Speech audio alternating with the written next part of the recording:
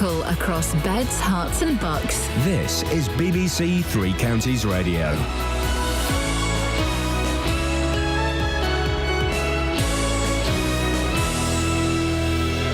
It's 6 o'clock, I'm Lee Agnew. The headlines: stickers on lampposts in Luton urging Muslims not to vote. The death toll rises following the earthquake in Nepal. And Watford Football Club back in the Premiership. BBC Three Counties Radio. Stickers have been put on lampposts around Luton urging Muslims not to vote. The notices warn that voting for man-made law goes against their religion. Some people have tried to remove them, but radical preacher Anjem Chowdhury insists that Muslims shouldn't vote. Muslims believe sovereignty belongs to God. They have their own system of governance, which is called the Khilafah system. And in fact, to put up anyone else as someone to legislate laws is associating with God. This is known as shirk, and it's the most heinous crime in Islam. So Muslims everywhere who are practicing will feel the same way, to keep far away from voting, otherwise it could affect their own religion. The number of people confirmed dead in the Nepal earthquake has risen to more than 3,200.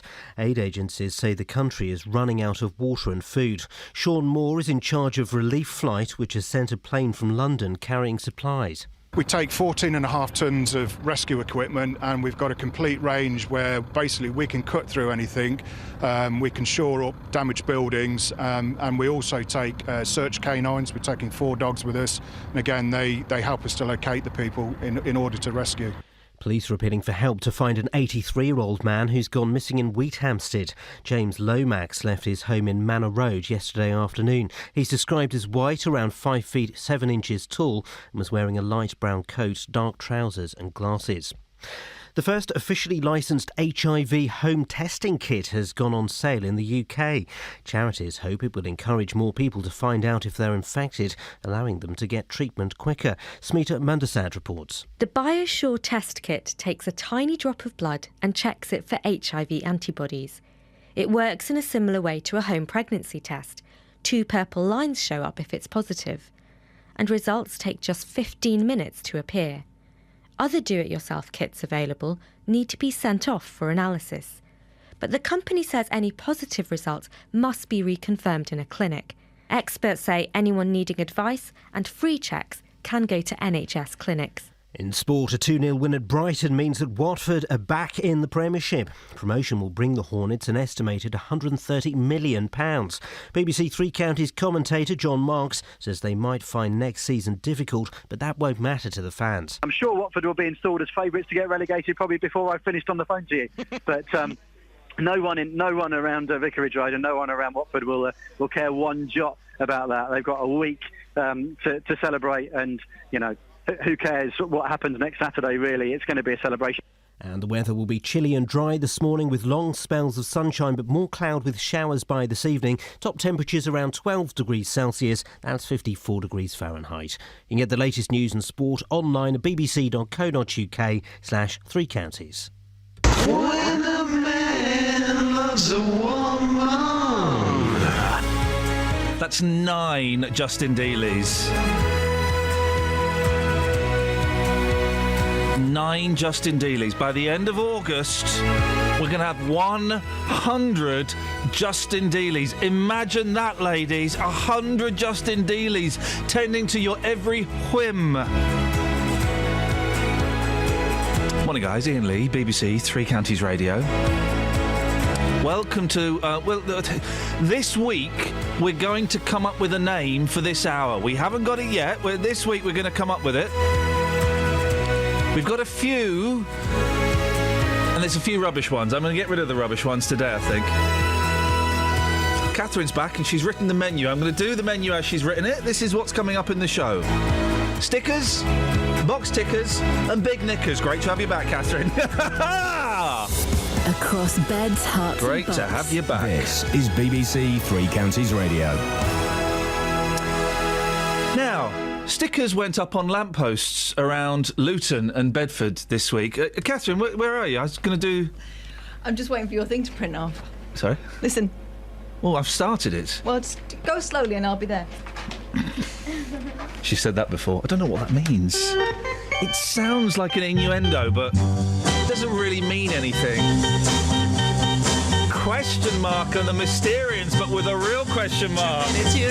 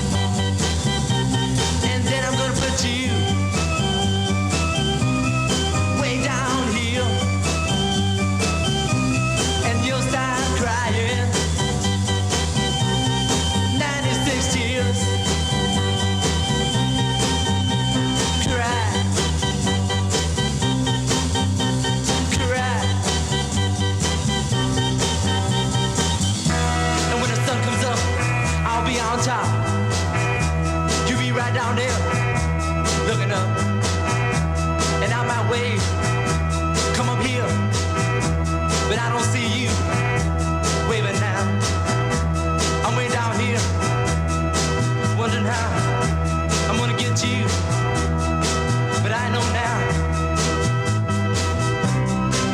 I'll just cry. Doorbells.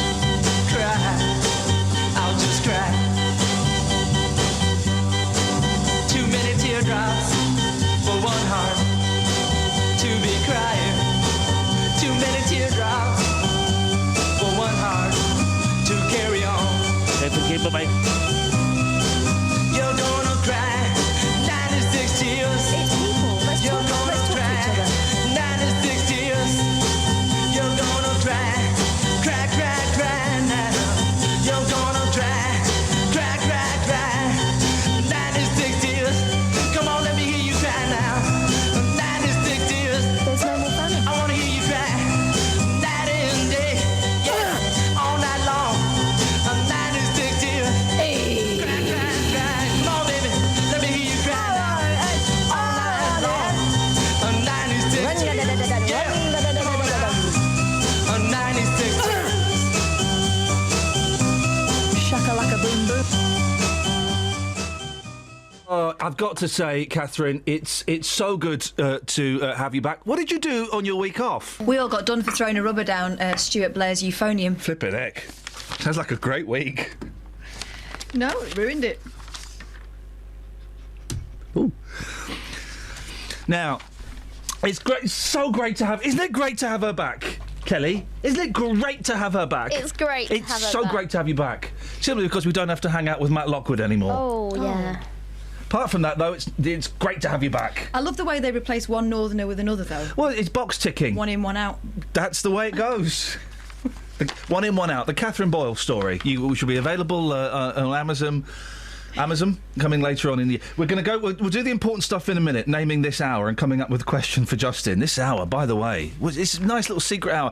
But let's do this story first. Get it out of the way. Yeah. Stickers went up on lampposts around Luton and Bedford this weekend, urging Muslims not to vote. The notices say, warning, voting for man-made law is shirk associating with Allah.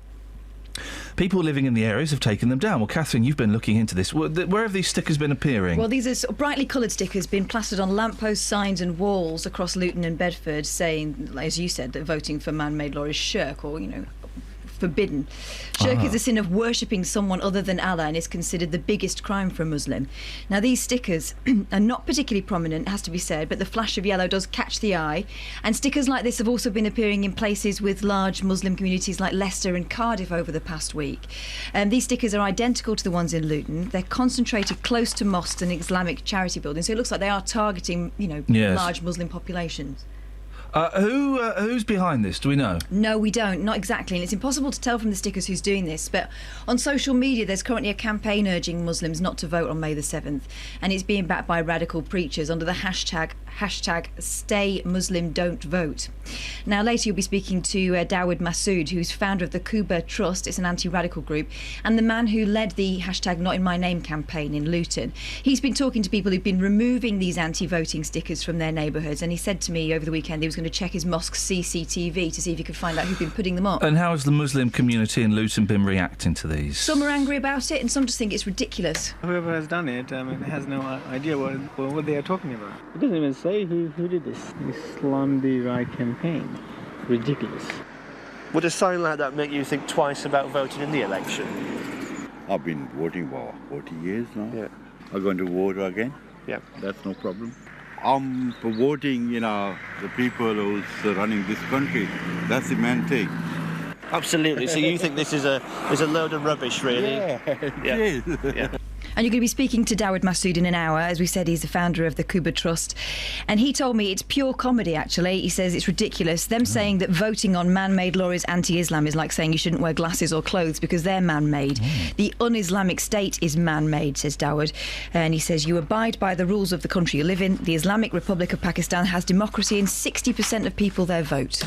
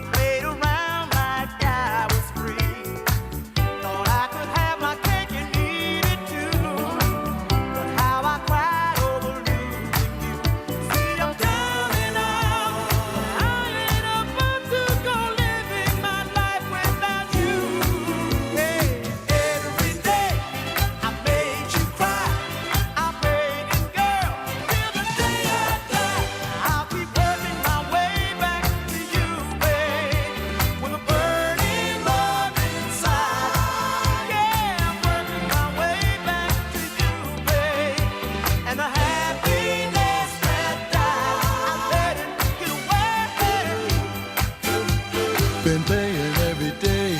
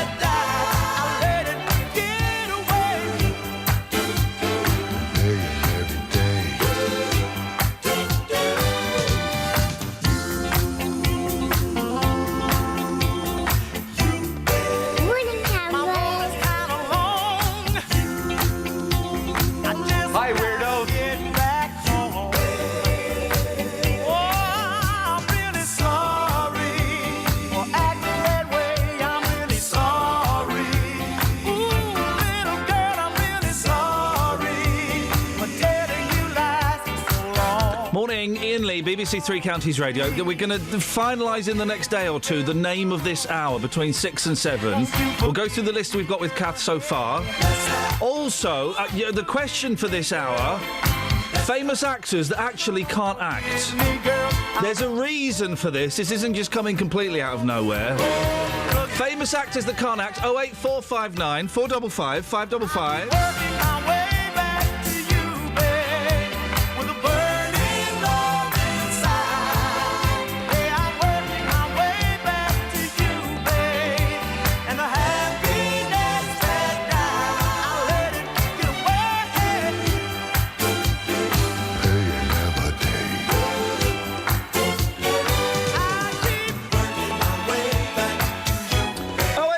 Nine 455 555. You can text 81333. Start your text 3CR. We'll talk after the Trav.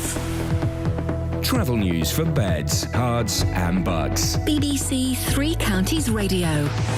On the M25 clockwise, there was a lorry broken down earlier between junction 21A for the M1 South and 22 for St Albans, but that has just been moved out of the way, so it's not causing any problems. Looking at the rest of the motorways, the A1M and the M1 are moving fine, and it's really quiet so far on the M40. In High Wycombe on the A404 Marlow Hill, there's temporary traffic lights just before Marlow Road, which could cause some delays by the leisure centre. And in Hatfield on the Great North Road, there's roadworks at Southlow that could also cause some delays. No reports of any major problems so far on the trains. Samantha Bruff, BBC Three Counties Radio. Thank you, Sammy. Scott Straight in there. Danny Dyer. Famous actor that can't act. 08459 455 555. 6:15. It's Monday, the 27th of April. I'm Iain Lee. These are your headlines on BBC Three Counties Radio. Stickers have appeared on lampposts in Luton telling Muslims that voting in the election goes against Allah. More than 3,000 people have now been confirmed dead following the earthquake in Nepal, and Watford Football Club has secured promotion back to the Premiership. BBC Three Counties Radio.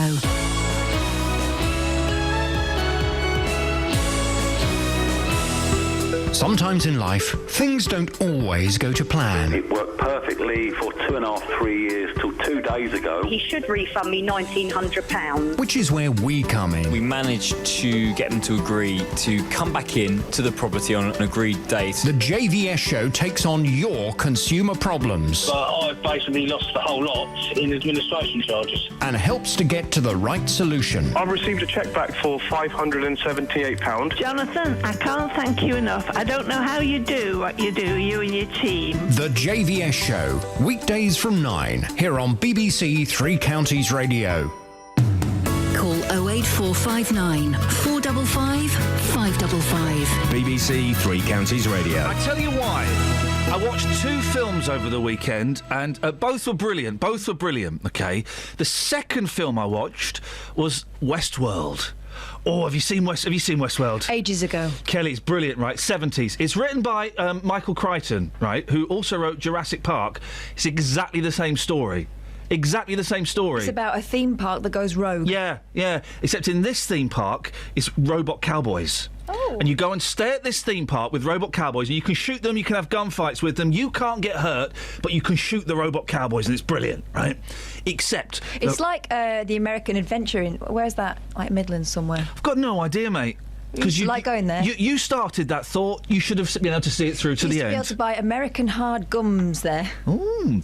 Well, anyway, the cowboys go rogue, and one of them is Yul Brynner, kind of a little bit tongue-in-cheek, looking at mocking his character from the Magnificent Seven. Just a minute. Do you know who Yul Brynner is?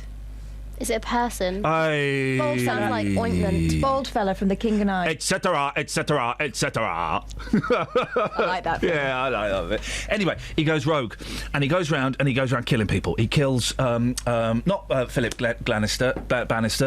Duncan Bannatyne. No, who's the fella? Anyway, goes around killing people. Various people. Kills various people. The thing is about Yul Brynner, he was one of the most famous actors in the 60s and 70s.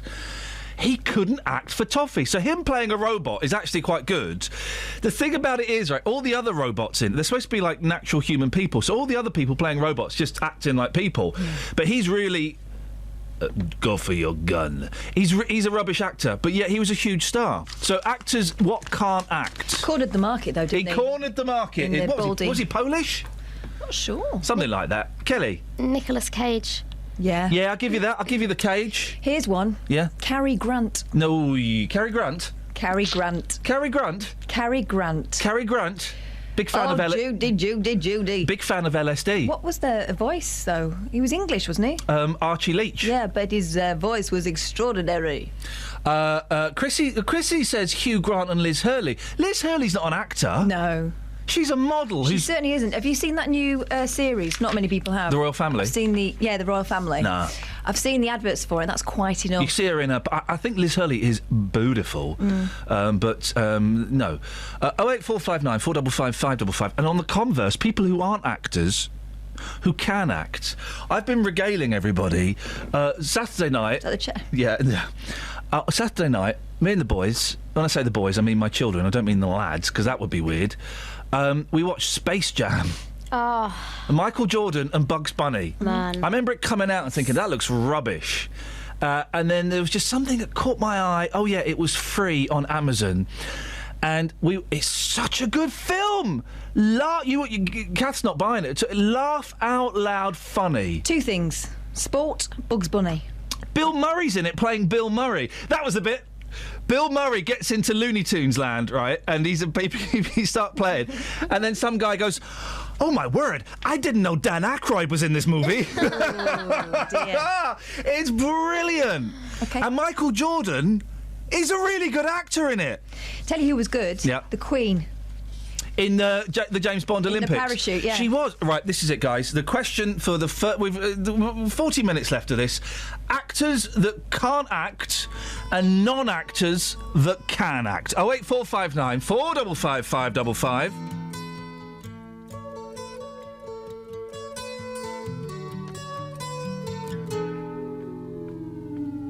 Here comes the sun, doo-doo-doo. Here comes the sun. I say it's alright. Little darling, it's been a long, cold, lonely winter. Little darling, it feels like years since it's been here. Here comes the sun. Here comes the sun. I say it's alright.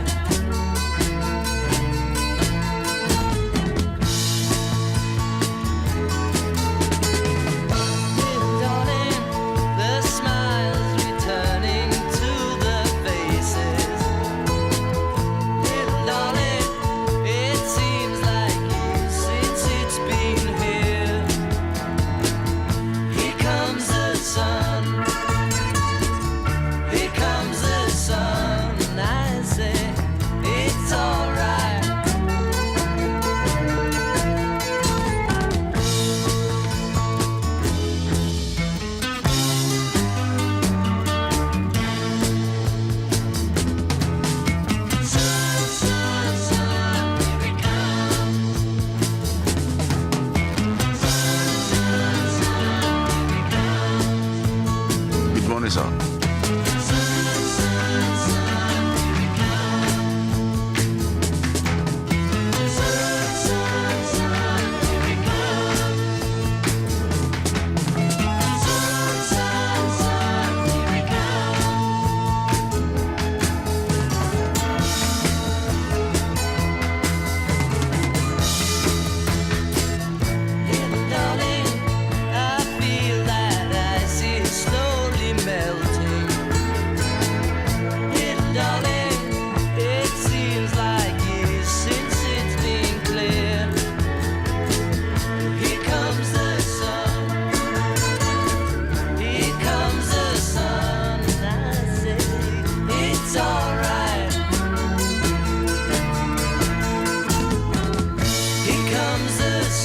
Nigel suggests Ray Winstone. You're right, he can't act. Who's the daddy? Oh no, that's Jeremy Kyle, sorry. It's alright.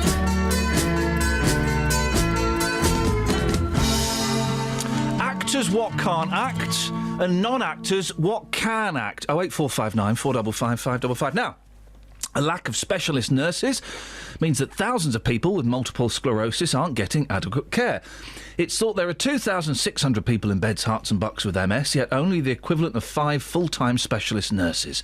Well, Judith Ride is from Cheshire and has MS. She told our reporter Sophie Solaria how important the MS nurse in Buckinghamshire is to her. She was there when I saw the consultant. She was always present. Right. And when I couldn't get hold of him, she gave me her number and her contact details.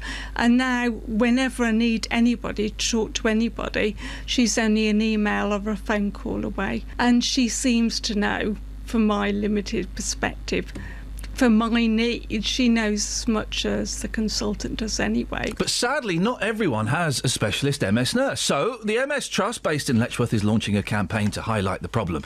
Amy Bowen from the Trust joins me now. Morning, Amy. Morning. So why are there so few nurses? Well, across Herts, Beds and Bucks, for over 18 months, there's been a campaign to try and get more nurses, not just in MS actually, but also in epilepsy and Parkinson's disease, and some of the rarer conditions. And Bedfordshire CCG has been initially seemed to be willing to appoint some more nurses, but has really now gone to ground on that and doesn't seem to be carrying through on its commitment. So there's a chronic lack of nurses in the area. And of course what that means is it puts huge pressure on the other nurses in the area to try and cover the shortfall. And the service for everybody ends up suffering. The Beds CCG told us that there were many other professionals that could look after and take on the weight, GPs and therapists to help people with MS. Is that not good enough? Well, if you think about in any individual GP practice, a GP in that area will probably only have 2 or maybe 3 people with MS on their books, which means they see it very infrequently. They see, obviously, people with a whole range of other conditions, and they just don't have the up-to-date specialist knowledge about a very fast-moving area like MS, where there are a lot of new treatments being developed, and the symptoms that people experience are very complex. We think, as part of the Heart of MS Care, that people with MS should always have access to a specialist who has knowledge and experience, has seen the condition in all its different presentations, and that includes therapists as well, occupational therapists and physiotherapists who are neurospecialists, who have expertise in long-term neurological conditions and have seen a lot of MS. So what exactly would an MS nurse do then? How do they help? So MS nurses work from diagnosis right the way through. It's a lifelong condition. So at that time where people receive this very, very distressing diagnosis, which really is going to have a huge impact on how their life unfolds going forward, they're there to provide information and emotional support and help people critically understand what their treatment options are. For people with relapsing MS, there are a lot of different drugs now that affect the course of the disease. And for people with progressive disease, there are a lot of treatments for the different symptoms they're experiencing and a lot of research going on into new treatments to modify the course of the disease. And people need really good information to make their treatment choices, from monitoring to help them to deal with acute deterioration of symptoms so that they can be in control of that, to understand how to manage their condition, to help them access different services, to hook them up with other members of the multidisciplinary team. There's a vast array of things that people with MS need, and MS specialist nurses are absolutely at the centre of making sure that people with MS get the best possible care. It's all about money, I suppose, though, isn't it, Amy? 'Cause my mum's got MS. I can't remember the last time she saw her MS nurse. Probably not for years, actually. Not since kind of early diagnosis. And it's all about money, isn't it? All corners of the NHS are asking, saying that their needs are greater or equal to everyone else's. So, do you really think there's going to be any change? Well, you're right that every part of the NHS is cash-strapped, and it's really important that every service can demonstrate that it delivers the outcomes that anybody would reasonably expect, and they can do that in a cost-effective way. That's one of the reasons that the MS Trust has been running our GEMS program with the MS nurses to help them collect the data to demonstrate the quality and the cost-effectiveness that their service is delivering to help make the case to the NHS. And also, while we're saying, in the Hearts, Beds and Bucks, we're only talking about 3 more nurses. This is not an ask that's beyond the reach of the NHS. And Bedfordshire CCG, in particular, really does need to engage and get much more active now in trying to address this shortfall in MS and other long-term neurological conditions. Amy, good luck. I really appreciate it. I've got to end it there. Sorry, we're running out of time, but thank you very much indeed. Amy Bowen from the MS Trust, based in Letchworth. Travel news for beds, cards and bugs. BBC Three Counties Radio. On the M1 southbound, it's starting to look a little bit slow on the speed sensors between junction 10 for Luton Airport and 9 for Redbourne. On the M25 anti-clockwise, it's building up between junction 20 for Kings Langley and 19 for Watford. And it's also busy on the North Orbital Road at the M25 junction 21A roundabout. In Buckingham on London Road, a reminder that there's roadworks at the Total roundabout, which could get very busy as it starts to get busier on the roads. And on the train departure boards, the 6:38 service from Milton Keynes Central to London Euston has been cancelled. Samantha Bruff, BBC Three Counties Radio. Across beds, hearts and bugs. This is BBC Three Counties Radio.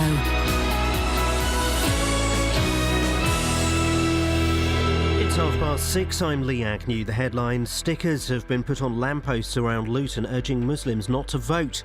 The notices warn that voting for man-made law goes against their religion. The number of people confirmed dead in the Nepal earthquake has risen to more than 3,200. Aid agencies say the country is running out of water and food. And police are appealing for help to find an 83-year-old man who's gone missing in Wheathampstead. James Lomax left his home in Manor Road yesterday afternoon. The weather will be chilly and dry this morning with long spells of sunshine, but more cloud with showers by this evening. Top temperatures around 12 degrees Celsius, that's 54 degrees Fahrenheit. Three Counties Sports. BBC Three Counties Radio. A 2-0 win at Brighton has secured Premiership football for Watford next season. Troy Deeney opened the scoring before the break, with Matej Vydra scoring late into stoppage time. Deeney says they now want to win the title. Without being disrespectful to the other teams, I feel that we deserve it. We've had 4 managers this season, a lot of turmoil, a lot of changes. Now we want to go win the title, and obviously that's something that people can't take away from me. Elsewhere, there were wins for MK Dons and Stevenage, but defeat for Wycombe Wanderers and Luton Town. The Chelsea manager, Jose Mourinho, has laughed off chants of boring Chelsea after their goalless draw with Arsenal, insisting their display was magnificent.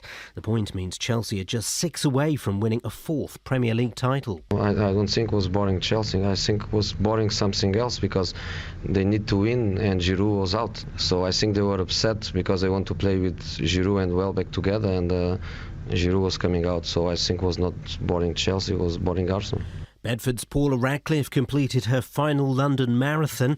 Over the years, she won the race 3 times and broke the women's world record. Mike Costello was watching. The greatest female marathon runner in history does it for one last time. Paula Radcliffe finishes the London Marathon in 2015 in tears. But what a performance. The end of a remarkable career, the end of an era in British sport. But what a journey, what a road it's been.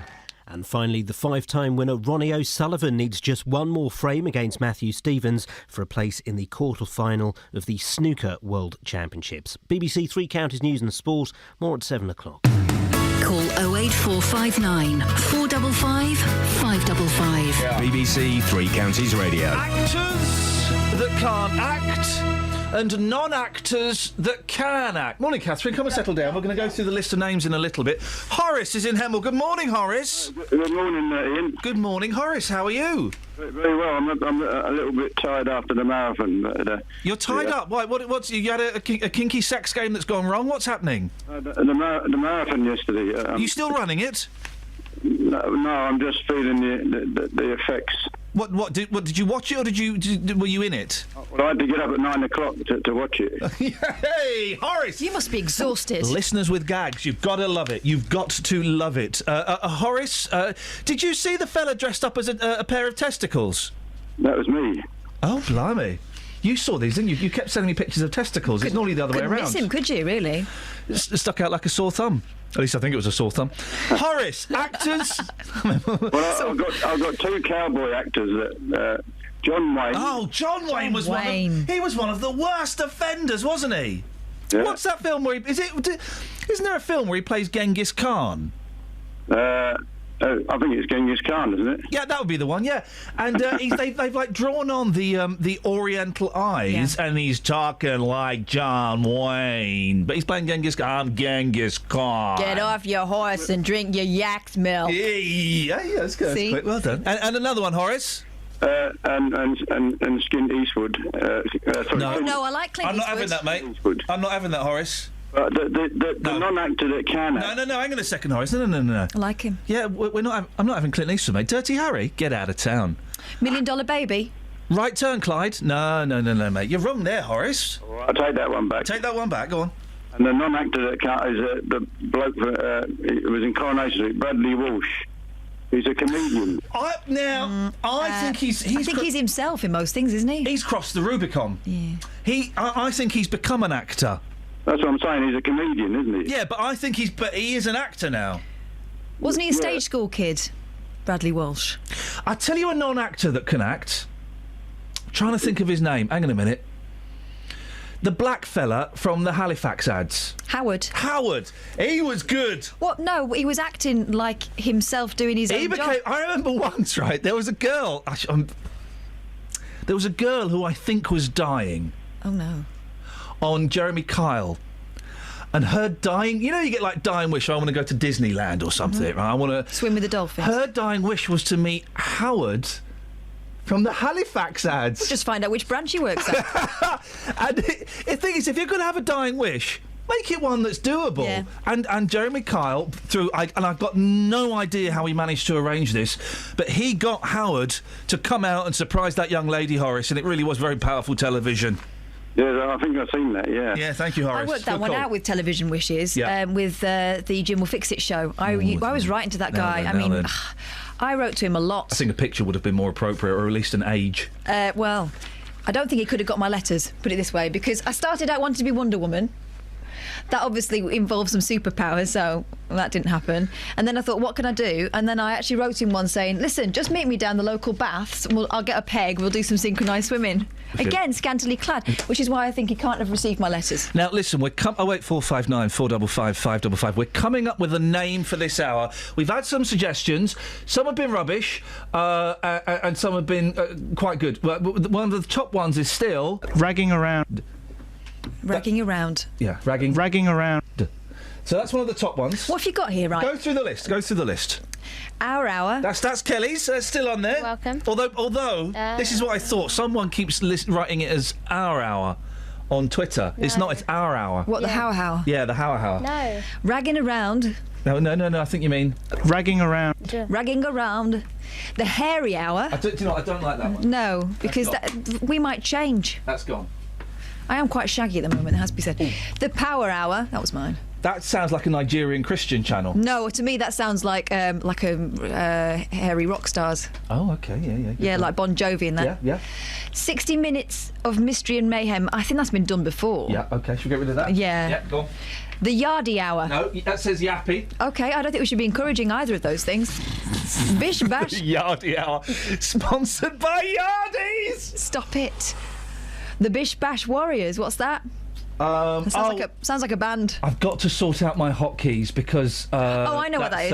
Is that James? Sex sometimes just be about bish bash bosh. Let's get on with the grouting. What's doing the? Oh. Sour. The Sour Hour. Oh. Yeah. The Doris Stokes Hour. I can't remember where that came from, but I like that one. What, the Doris Stokes Hour? So let's get. That's because is there anybody there? We'll get rid of Sour. Bish Bash Warriors. Go on. I think the Doris Stokes Hours. You don't like? No. Go on. Right. We're appealing to a younger audience. They won't know who she is. We are down to The Yardie Hour. No, Yappy Hour, mate. It says Yappy Hour. The Yappy Hour, the Power Hour, Ragging Around, Our Hour. I quite like. I quite like Ian Lee's Invisible Friend. Oh, for crying out loud! I quite like the Clubhouse. Oh. That reminds me of. Snogging. No. Oh. What kind of club are you in? Wow. 08459 455 555 813 33 start your text 3CR. We're going to come up with it Wednesday. We're going to decide it, and then by some point later in this year, we're going to have 100 cards printing up that we're going to number on the back. And we'll end up with a garage full. No, we're going to leave them on reception, and people are going to come and collect them. Okay, that's what we're doing. Oh yeah! Oh, dirty charlatans! Morning, Ian Lee, BBC Three Counties Radio. We're still coming up with a name for this hour. We're going to decide it on Wednesday. Boyley's back. Sorry about that. Hey. Kelly, I can see your belly button, mate. Put that away. Jeez, I'm old enough to be your slightly older brother. I'm on the phone to Dennis. You put your belly button away. What? I saw it. I saw your flesh cave. No, you didn't. I did. You did a stretch and I saw the belly button. I saw the BB. You know what happens if you press a belly button, don't you? Your bum falls off. Don't look at me when I'm stretching. Don't stretch. I'm old. I'm a man. I'm a man filled with hormones. I can't control myself. I mean, I can control myself. I'm not, but I can't control my eyes. My eyes. Can't control my eyes. Hey, it's over. It's covered up now. Let it go. I know, but it's stored in there now. It's in my my brain bank. It's just a thing. Everyone's got one. Yeah, I know, but I'm literally old enough to be a slightly older brother. Stop thinking about it. I'm old enough to be your slightly younger brother. Whoa. What you got in the papes, Boyles? Loads of things.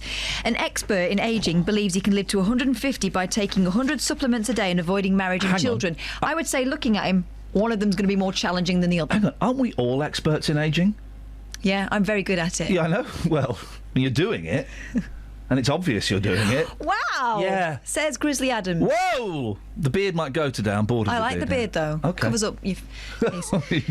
Dr. Alex Zevanorakov, or whatever his name is. That's easy for you to say. Claims medical advances and the widespread use of antibiotics means healthy Britons will live far longer than they expect. So what are you doing then, Alexander? I don't want to live up to 150. No, I don't either. 83 is the prime age, although, as I've said, I'm going to turn 42 very soon.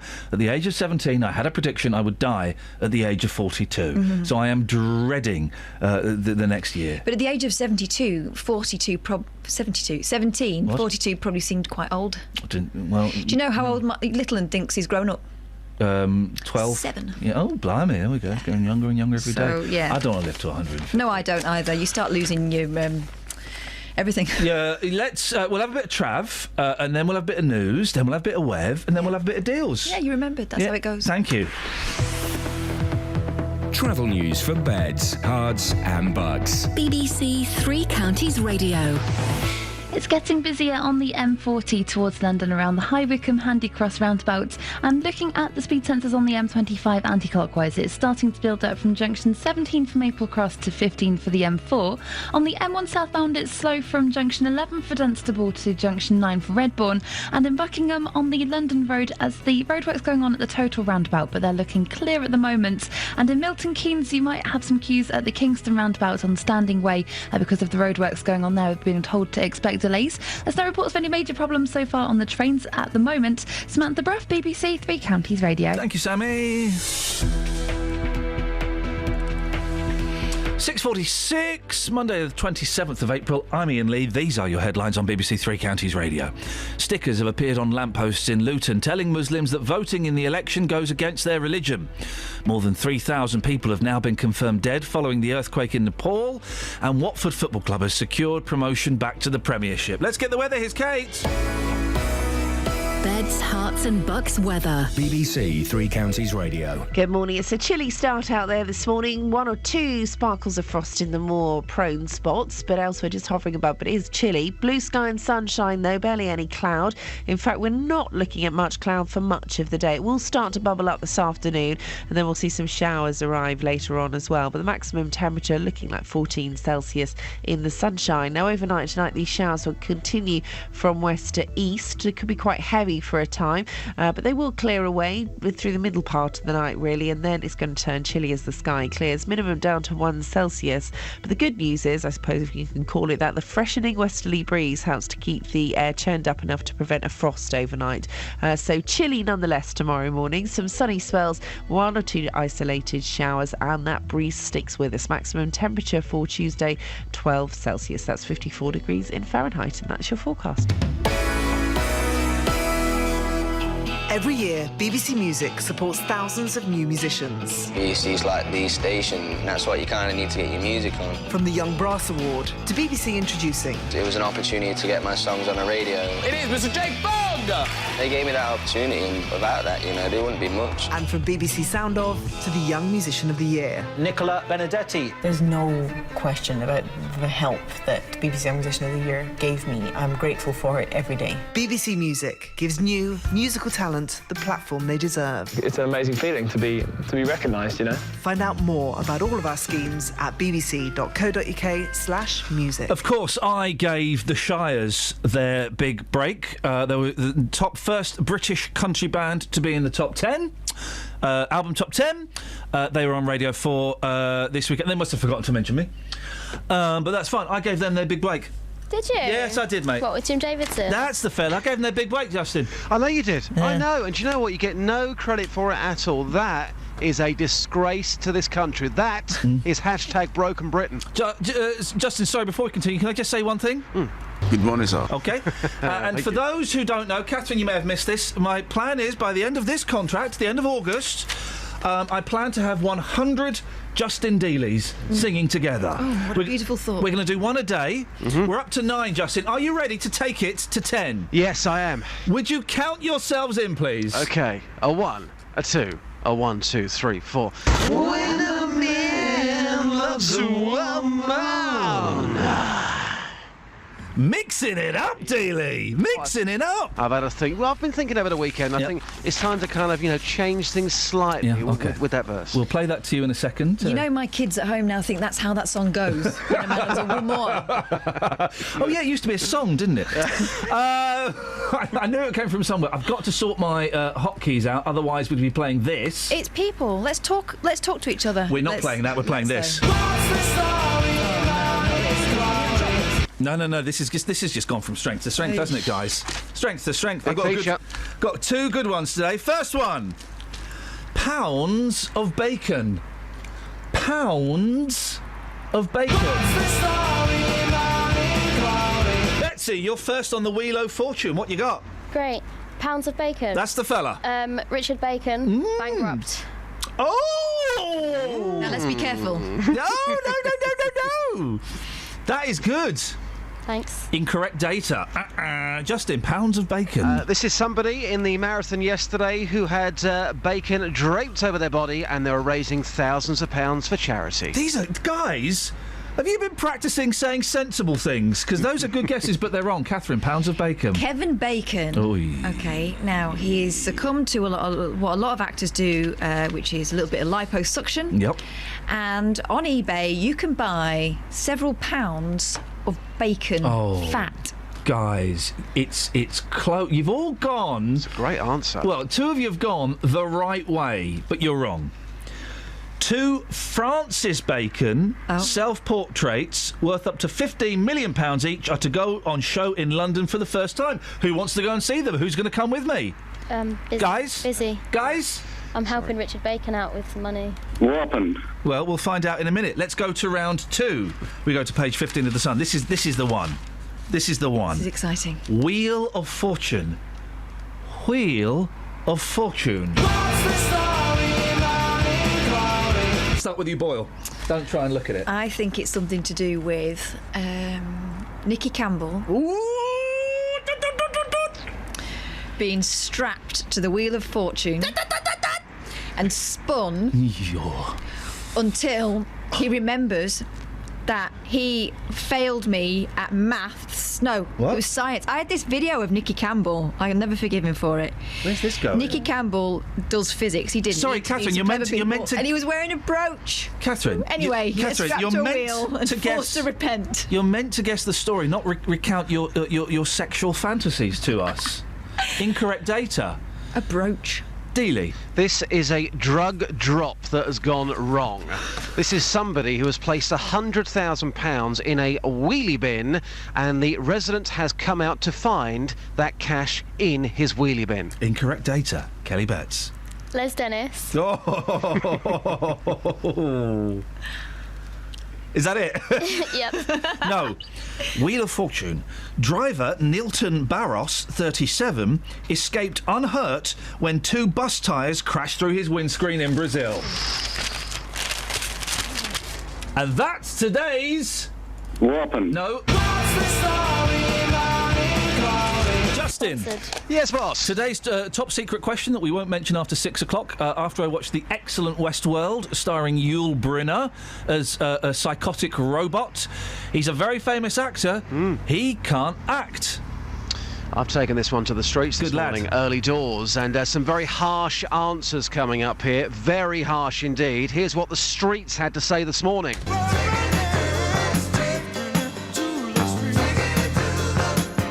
Taking it to the streets with J-Dog. On the streets early. Famous actors who can't act. Barbara Windsor. Barbara Windsor? Yeah. How dare you? Why? She's not the greatest, is she? Well, there again, you've got Danny Dyer. He's not an actor, is he? Oh, no, come on. Don't pick on Danny as well. No, he's not really an actor, is he? All right, my treacle. Thanks for your time. All right, cheers. Let's get the Ivory Coast perspective. Yeah. Sir, we're talking this morning about famous actors who you think can't act. Jason Donovan. Going around the world here, let's now get the Polish perspective. We're talking about actors, famous actors, who you think can't act. Oh, Ben Stiller. Robert Pattinson is rubbish. He acted only in Twilight, and the whole saga is rubbish. The story is rubbish. All right, mate, calm down. The Hollyoaks cast. An entire cast? Yeah. You still watch it though, don't you? Yeah. Exactly. Yeah. An entire cast. Outrageous. That fella hates Twilight. He does. I had to really calm him down on the streets.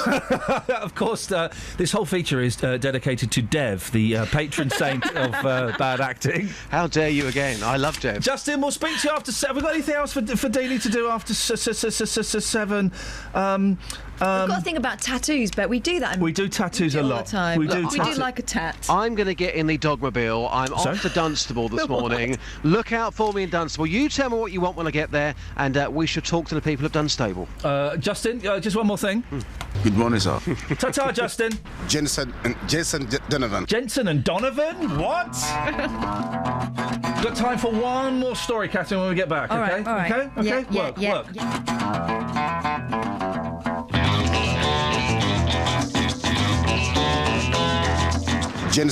Jason Donovan.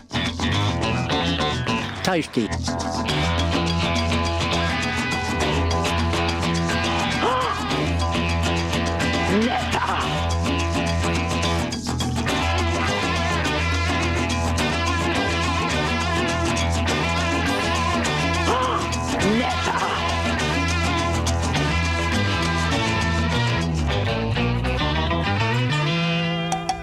Can't help about the shape I'm in. I can't sing, I ain't pretty, and my legs are thin. But don't ask me what I think of you. I might not give the answers that you want me to.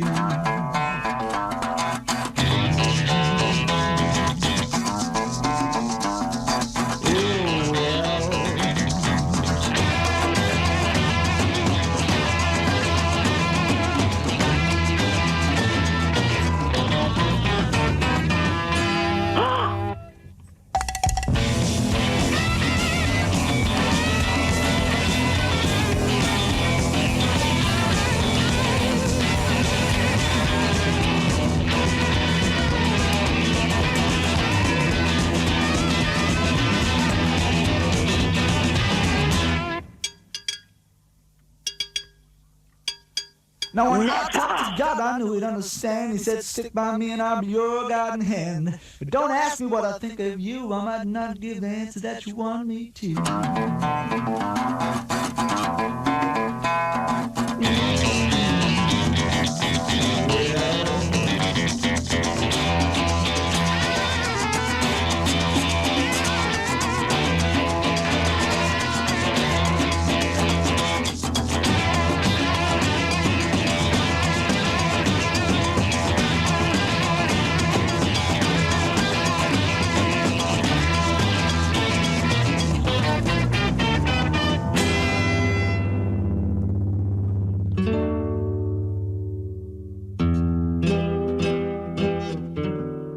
Right, okay, so these stories annoy me, right? It sounds harsh, okay? I don't mean it to sound harsh, right? But here we go with the harshness. A brave karate master... Oh, karate man. ...has become the world's youngest second dan black belt at the age of 6, despite suffering severe juvenile arthritis. So he's poorly, right? Yeah. But Jake Frood, who's just 3 feet tall, passed a 4-hour test to go beyond black belt. Well, you can't. It's black belt, and that's it. Right? And he got black belt at 5. Now, I'm not being funny. I bet, even when he was a black belt at the age of 5, I could have beaten him up. No. Yeah. No. There's kids getting black belt. Do you know what I mean? Kids getting black belts at the age of 5 or 6. I'm not having any of that. I could totally beat him up. He's a 5-year-old. No, it'd be like Nick Nack. He's got a low centre of gravity. He'll have you. Mum Kerry said, he might be small, but he's hard as nails. I'm proud of what he's achieved. Well, and you should be proud, but they've given it to him out of kindness. Kids who do karate, right, from about maybe the age of 13 onwards, then do you know what? Because they're so big these days, you just can't tell, can you? I would probably... A 5-year-old black belt kid, I could totally beat him up. Bring one in now, and I will kick 7 bells of whatever out of him. Why? Just to prove a point. Travel news for beds, cards and bugs. BBC Three Counties Radio. On the A1M, it's starting to look busy southbound from junction 8 for Hitchin to 7 for Stevenage. On the M1 southbound, it's slow between junction 11 for Dunstable and 9 for Redbourne. And on the M25, it's busy anti-clockwise from junction 17 for Maple Cross to 15 for the M4. In Cheshunt, the A10 is looking slow southbound, approaching the M25 from Turnford. And on the A1 southbound, it's looking busy approaching the Black Cat roundabout from Eton Soken. And on the train departure board, there's no reports of any problems. Samantha Breath, BBC Three Counties Radio. Thank you, Sammy. Seriously, get a 5-year-old karate master in here. No rules. I would destroy that 5-year-old boy. What? Yeah. I would totally batter. He wouldn't stand a chance. Yeah, he'd be like going, oh, Mum, I've got to change me into my karate slip. I'll have him. He'd be down. So you want to beat up a toddler? Yes, I do. Right. I do. I think there's a form. I'm probably doing that this afternoon by about 4 o'clock. That's it, guys. The secret hour is closing in 8 seconds. Don't tell nobody what you heard. Normal services will resume in about 15 seconds. Local and vocal across beds, hearts and bucks. This is BBC Three Counties Radio.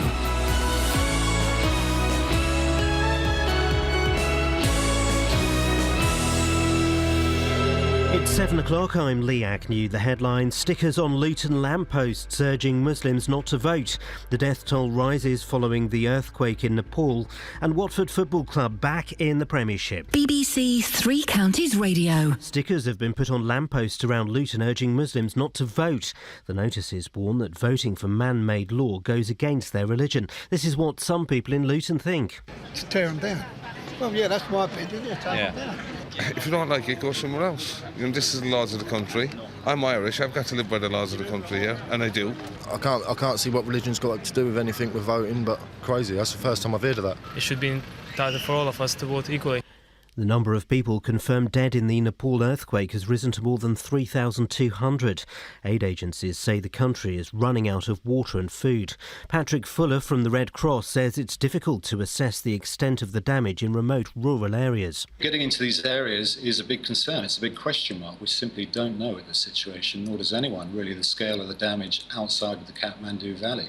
There's a population of over 6 million people living in this area.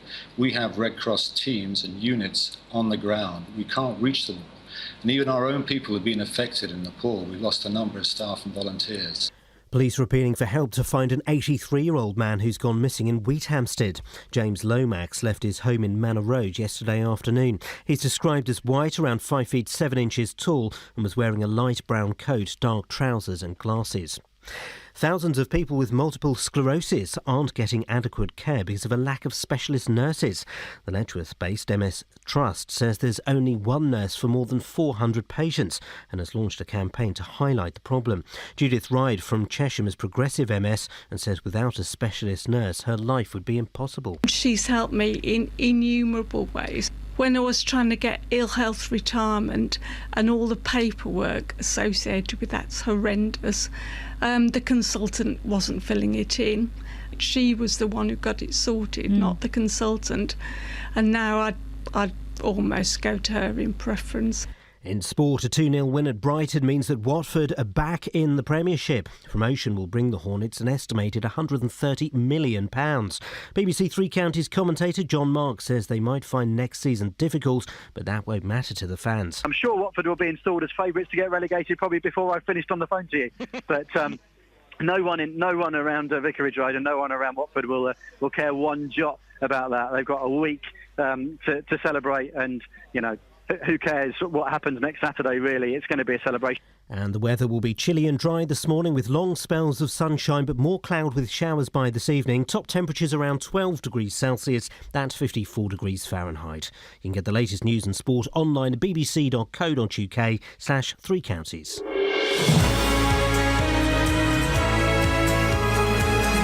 The more I think about it, any 5-year-old karate master, a black belt at the age of 5, honestly, bring it on, kids. I could totally destroy you. Totally. You're 5 years old, I'm 41. Look at me, I'm a man. Tough guy, though. Huh? Beating up a child. No, they're karate masters. Mm-hmm. They're karate masters. I mean, they're virtually trained assassins. Yeah. They pay £2.50 a week subs to some bloke called Leon in a church hall. Leon's son. No, Leon's sensei. Oh, really? Thank you. No, you can't be a karate master at the age of 5. It makes a mockery of 5,000 years of Japanese culture. That's what it does. Because you've been to a village hall in Bedford and you paid £2.50 a week. You're not a karate master for the age of 5. You're having a laugh. Anyway, well done, kids. You worked really hard for that. No, I think it's pathetic, if I'm honest, actually. Across beds, hearts and bucks. This is BBC Three Here we go, Counties look. Radio. Scott agrees with me. Scott sent me 2 tweets. I have to tread around very carefully for legal reasons. Scott's another one who hates kids, though, isn't he? You're bang on. I watch little kids doing karate every Saturday, and to a man, I could easily beat them up. This is the thing, right? He's watching them, and I don't know whether he's part of the parents. Is he just going to check out who's going to beat up? He says, I've worked it out. It's basically dancing. They punch like, oh dear, I can't say that word. One good kick in there, can't say that word, little 9-year-old faces, and they'd be beaten. I've had to censor that a lot. Scott. That's how angry he is at the abuse of thousands of years of Japanese culture. 5-year-old karate masters. Across beds, hearts and bucks. This is Iain Lee. BBC Three Counties Radio. Morning, Graham. Morning, Graham. Morning, Graham.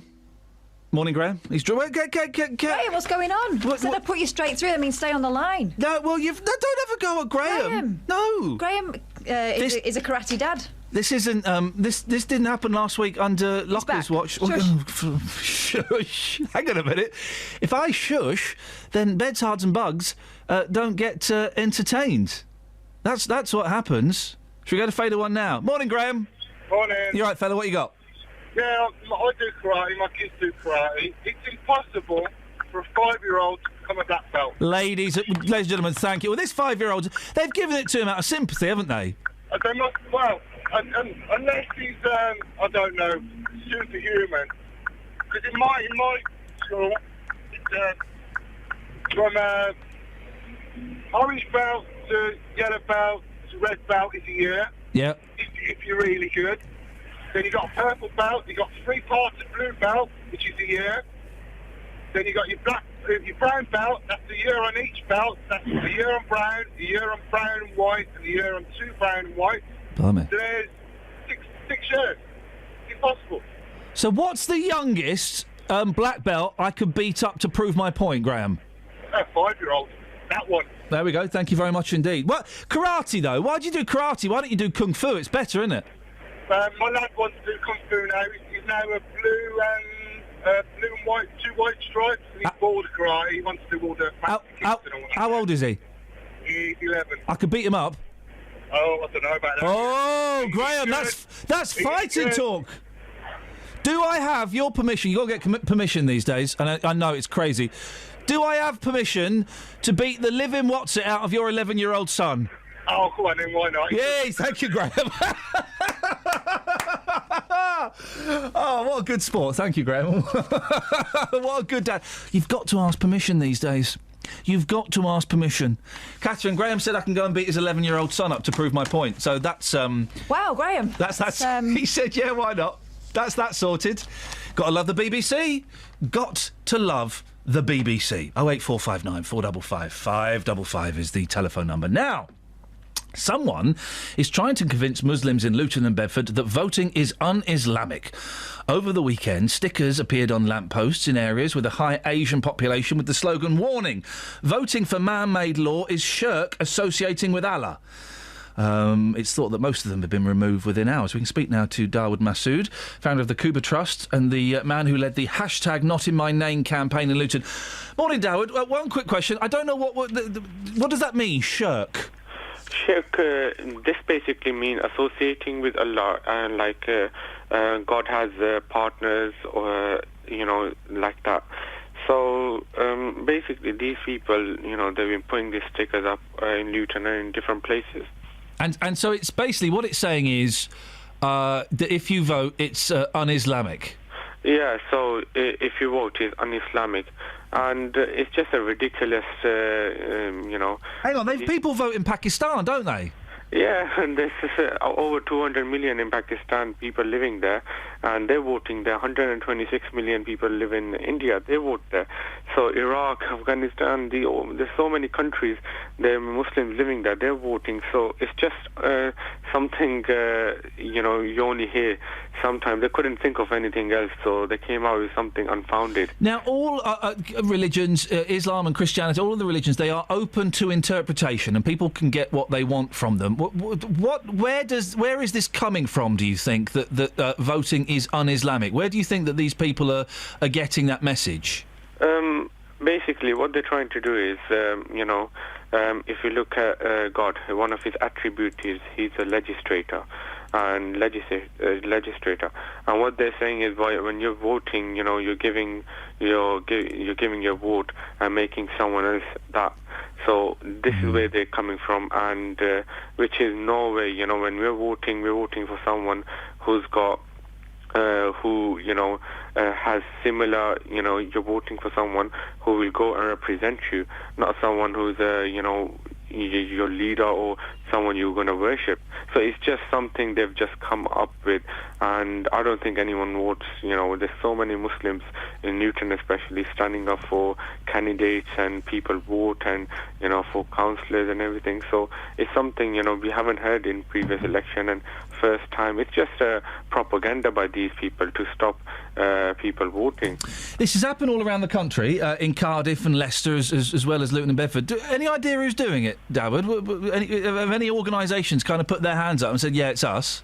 At the moment, no one's put it up, but at the bottom, they put their name, the organisation name. So it's just coward, you're not going to give your organisation's name, and you're just going to say what you want to, and not even come and speak to imam or, a person who's a, learned person in the mosque, rather than just coming and putting it on the street. Hang on a minute, I've just had a thought. Is this any different, really, from Russell Brand coming out and saying don't vote because they're not interested in you? It's all, it's all is there any difference, really? Because if people want to say don't vote, they're allowed to say don't vote, aren't they? Yeah, so, Russell Brand coming out, that's something different. Why is it different, do you think? He's a comedian who's become a very good political analyst because politicians are not doing their job, and same as Frankie Boyle and most of these people. So, but him coming out, that's up to him, because he doesn't believe that he can change the system by joining the system. And these people, same thing, they're quite similar, but probably not the same. These people think don't vote, and how they're going to get their voices heard if you don't vote. So, you should vote. Even, it's just like if there's someone, we class it as lesser than two evils.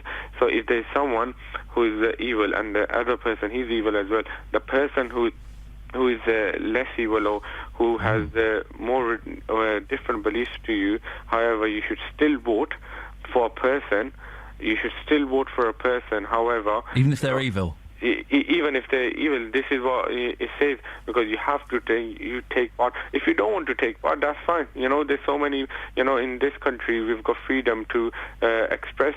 If you want to vote, that's fine. If you don't want, that's fine. And I guess obviously putting stickers up is vandalism, so that's not allowed. But if people want to say, listen, don't vote because it's un-Islamic, they're allowed to say that as well, aren't they, I suppose?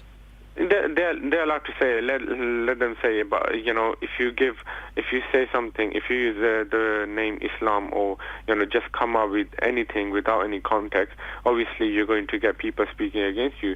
So first thing that I was really, they're putting stickers up with Allah's name on it, when this shouldn't be. They need to show respect, and this is what they were doing, and a lot of people weren't happy that they're writing this stuff and putting on the lamppost and vandalizing things in the streets.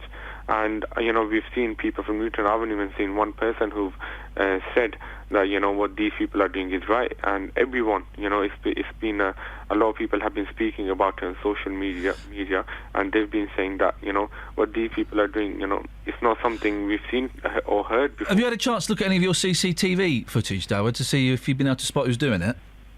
I haven't had yet. Okay. Hopefully today. Well, let us know. Maybe we'll speak to you a bit later on and see if you can spot anything. And Dawud, it's nice to talk to you. Appreciate your time, Dawud Masood, founder of the Cuba Trust. 08459 455 555. There was a chance that we were going to have Anjam Chowdhury on the show today, but without minor Kath's knowledge. And I kind of said to Kath, I don't like him, I don't know if I really want to have him on the show. And she's like, well, and we were tossing it back and forth. And we mentioned on Twitter that he was booked. Boy, oh boy, did that kick off. I was at one point, I had someone from the BNP saying, do you want a war with the BNP? I replied going, I didn't know you guys were still going. And the war, they launched a war on me. What that war was, it was 6 people sending me emojis of the flag of St George. That'll teach you. And me blocking them. So boy, oh boy, I had my fingers burnt. And we had loads of abuse. And then I mentioned that I didn't want people like Anjam on, or Tommy Robinson, or Katie Hopkins, because I think they're professional gob so-and-sos and poo stirrers. And then it all kicked off. I haven't blocked so many people on Twitter since I had a row with a contestant on Big Brother about a year ago. They were all coming out of the woodwork. And Tommy Robinson was following me for a while, and I had to block him. And he was following you though, annoyed by what you'd said, and there was a lot of kind of, and who are you? Well, if you're not bothered, then why are you continuing to goad? Listen, if other people want to have them on their shows, that's absolutely fine. But I just think those 3 people, I just think they are divisive, and I think they are unpleasant. Katie Hopkins, I've had on shows before, and actually, do you know what? She's a nice woman. She's playing the role of the But it's an act, isn't it? It's an act, but it's still quite a dangerous act. And as long as I have a say in things, those 3 people won't be coming on my show. Well, and not when there are local people who actually know what's going on. I'd rather hear people's stories. I'd rather hear your stories, dear listener, and how these things have affected you, as opposed to getting these people up who just stir up hatred and unpleasantness for whatever reason. And it's not what we do on the other shows. You do what you want to do. I couldn't care less. It's not what we do on this show, really. Have we got any texters before loads. we... I'll tell you what, let's do the travel, and then we'll come back for some texters. Travel news for beds, cards and bugs. BBC Three Counties Radio. On the M40 towards London, it's slow from junction 5 for Stoke-on-Church to 4 for the High Wycombe Handy Cross roundabout. It's also looking busy on the A1M southbound from junction 8 for Hitchin to 7 for Stevenage, and the M25 is busy anti-clockwise from junction 17 for Maple Cross to 15 for the M4. Approaching there on the A1 Watford Way southbound, it's looking slow from the Apex corner through to Mill Hill Circus, and the A1 southbound also is looking really busy from the St Neots junction to the Black Cat roundabout. Looking at the train departure boards, there are no reports of any major delays at the moment. Samantha Bruff, BBC Three Counties Radio. Thank you, Sammy. 7:16, Monday, the 27th of April. I'm Iain Lee. These are your headlines on BBC Three Counties Radio. Stickers have appeared on lampposts in Luton telling Muslims that voting in the election goes against their religion. Aid agencies say more than 3,000 people have been killed by the earthquake in Nepal, and Watford Football Club will be playing Premiership football next season. BBC Three Counties Radio.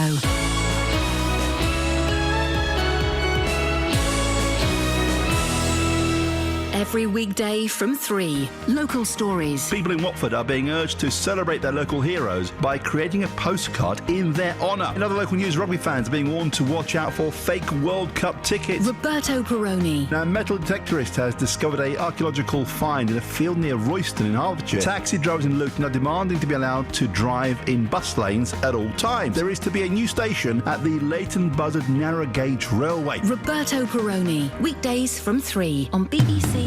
Call 08459 455 555. BBC Three Counties Radio. Boyle's back. Texas. Give us the voice of Texas. OK, Kate from Milton Keynes says, morning guys, the poster's saying not to vote. Alice says not to have wars and killing each other. If no one likes our laws and the way we live in our country, then they know what they have to do. Vote them out. No, hang on, they can't. I don't know. Pat, hi Iain, these dangerous nutjobs who are sticking posters on lampposts telling Muslims not to vote need to be rounded up and arrested under our man-made human laws. They must have been caught on cameras doing this, but then again these cowards would have hidden their faces like all cowards do. Get rid of them from this country if caught. No, well, hang on. There's two answers to that. Yeah, go on. One, this is exactly what they want. Yeah. And two, what makes you so sure that they're foreign? And also, what law are they breaking? Yeah, stick it, graffiti and vandalism, that's it. Well, they'll get fined for that. I don't think... I mean, it's divisive what they're saying, but I don't really see the difference between what they're saying and what Russell Brand is saying. They're bringing religion into it. Yeah, exactly. But I don't quite know... Russell Brand isn't saying that your immortal soul is at risk if you don't do as he says, is he? I mean, if these guys want to say it, I've got no problem with them saying it. Sticking stickers up is a little bit silly. I think the more dangerous thing is this, and it's, people within the community obviously are either laughing or shrugging it off. Yeah. It's people from outside the community thinking that this is what the majority think. That's the dangerous element of it, isn't it? Yeah. Anything? I know we've got loads of texts from the first hour. We can't mention them. We can't mention them. We cannot mention them. Hey, 6 years ago today, I wrestled a small man. Thank you for reminding me of that, PK. I did, actually, yeah. Just 6 years ago. 6 years ago today, gosh. Did you give it up? I did it once. It was hard work. Yeah. I beat him. Low centre of gravity. Yeah, I beat him, though. So Tony and Nick and Steve, all these people, thanks very much. We can't mention you. Tomorrow, and that's my fault, tomorrow we'll make sure we get the first hour texts in the first hour. That's definitely going to happen. Oh, Helen in Milton Keynes has a warning for you. Morning, Helen. Helen says that prediction about your life ending at the age of 42 may come true following a bout of karate with a 5-year-old karate master. No, it's going to be in a car crash. Don't say that. That's the prediction I had at 17. I mean, I'm not a superstitious person, but stop saying it. What other predictions did you have at 17? I predicted September the 11th. No, you never. And that came true. No, I didn't have any other. That was the only prediction I had. What other predictions? Okay, what other predictions have you had throughout your life? Only that one. Lady Di. That came true. No, only that one. You're right then, it probably will happen. Well, it probably will. And you'll feel bad. Why would I feel bad? I've nothing to do with it. Mate, you're encouraging it. You're encouraging Unless predictions. I'm in the other car, it's not my fault. You're going to murder me! Flipping heck! Can't prove anything. I think that might be our guest. Here's another text. Go on. Isn't it obvious that these posters were put up by anti-Muslims, says Marcia of Bedford? Ooh. One theory. Muslims would have put them up in mosques or Muslim media. Were they only in English? Actually, I think they were. That's one theory. Yeah, it's interesting. Good, could be. Everything is possible. Everything is beautiful in its own way. Yeah. 08459 455 555 is the telephone number if you want to give us a call. Sit down, sir. We're going to crack straight on with it if you don't mind. You sit there. Kelly will get you nice and comfortable and I'll introduce what's happening.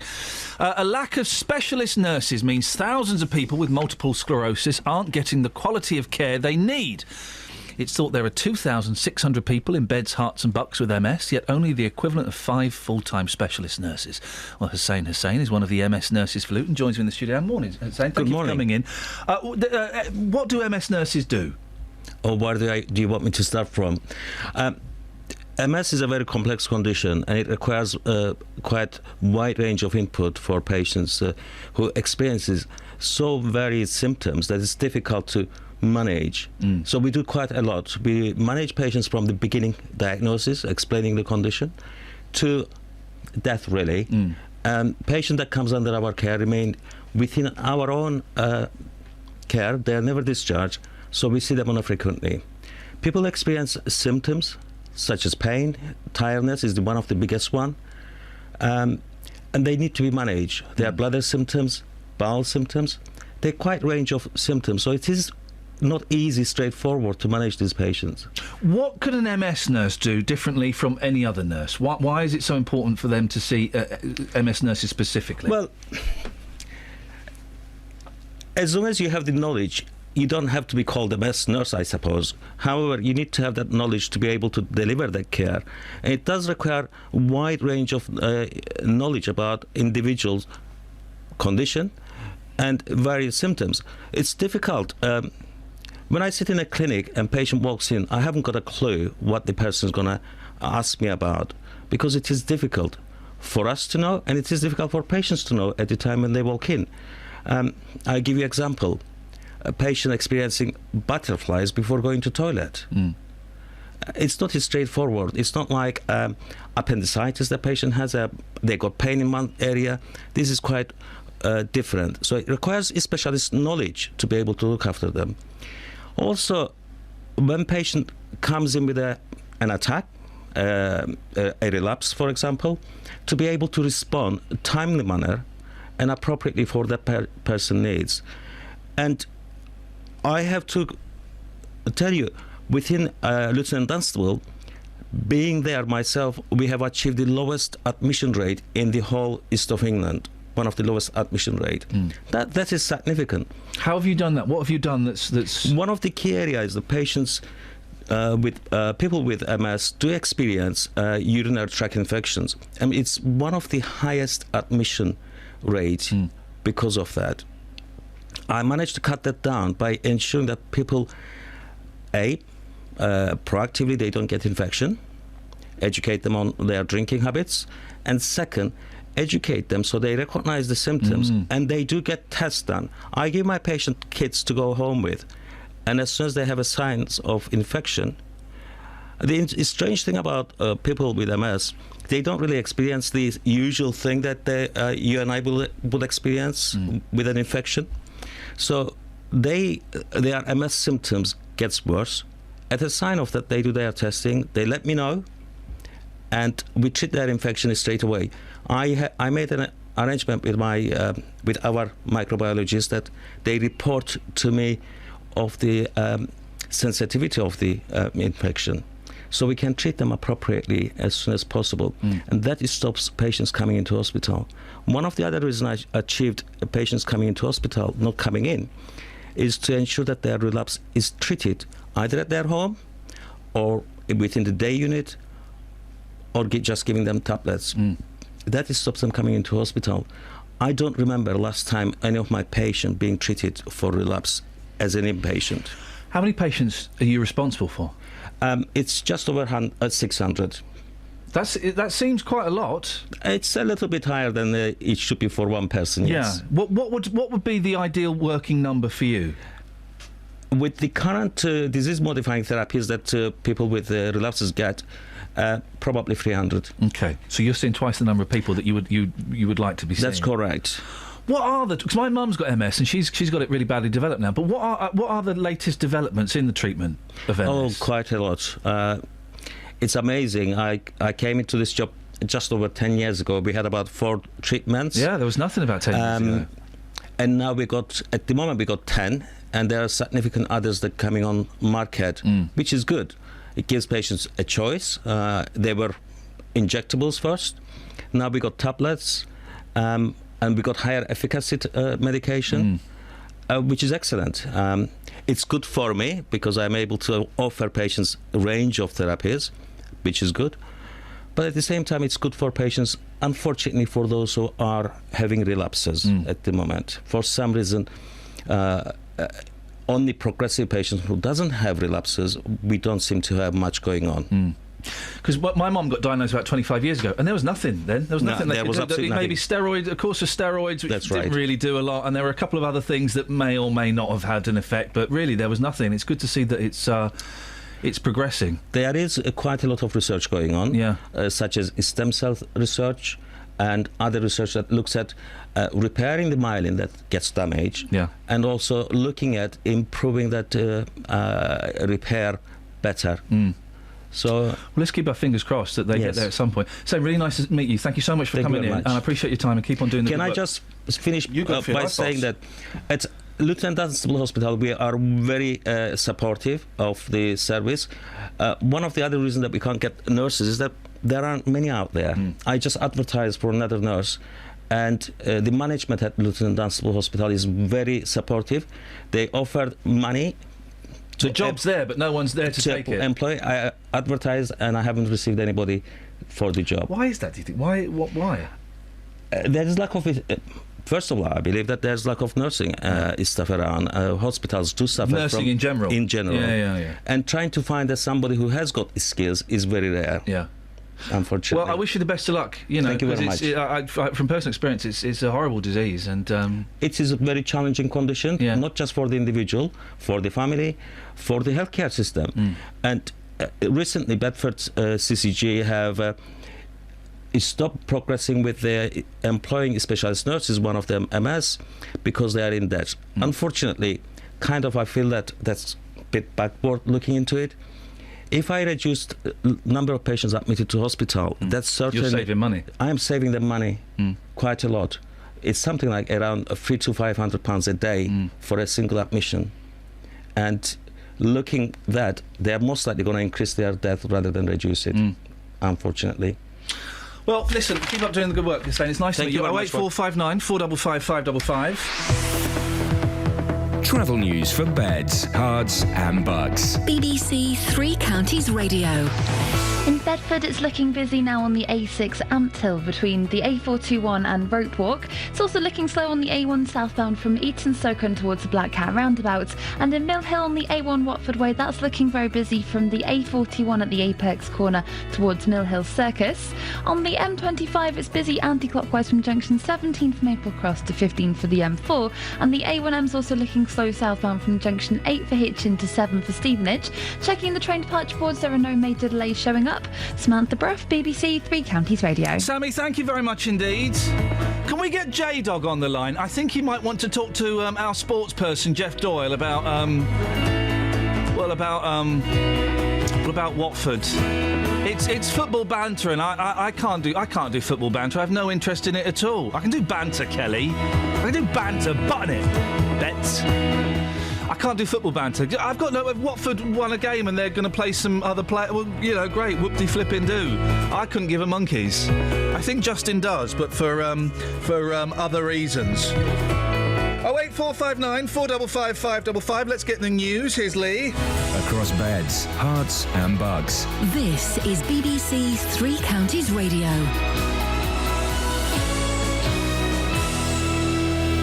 It's 7:30. I'm Lee Agnew. The headline: stickers have been put up on lampposts around Luton urging Muslims not to vote.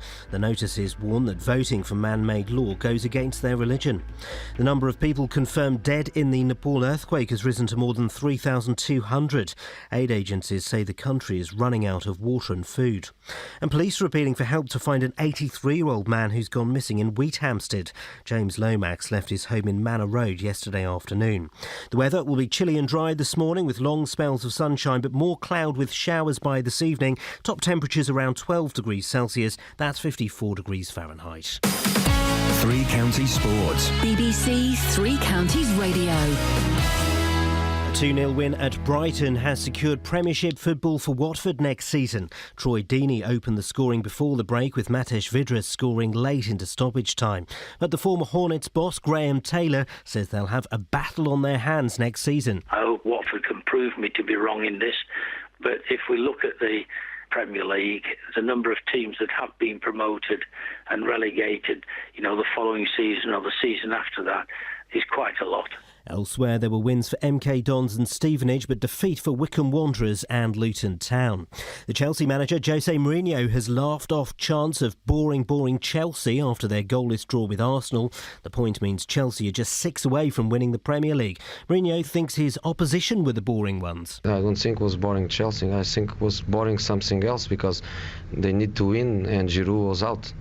So I think they were upset because they want to play with Giroud and Welbeck together, and Giroud was coming out, so I think it was not boring Chelsea, it was boring Arsenal. Bedford's Paula Radcliffe completed her final London Marathon. Over the year, she won the race 3 times and broke the women's world record. Mike Costello was watching. The greatest female marathon runner in history does it for one last time. Paula Radcliffe finishes the London Marathon in 2015 in tears.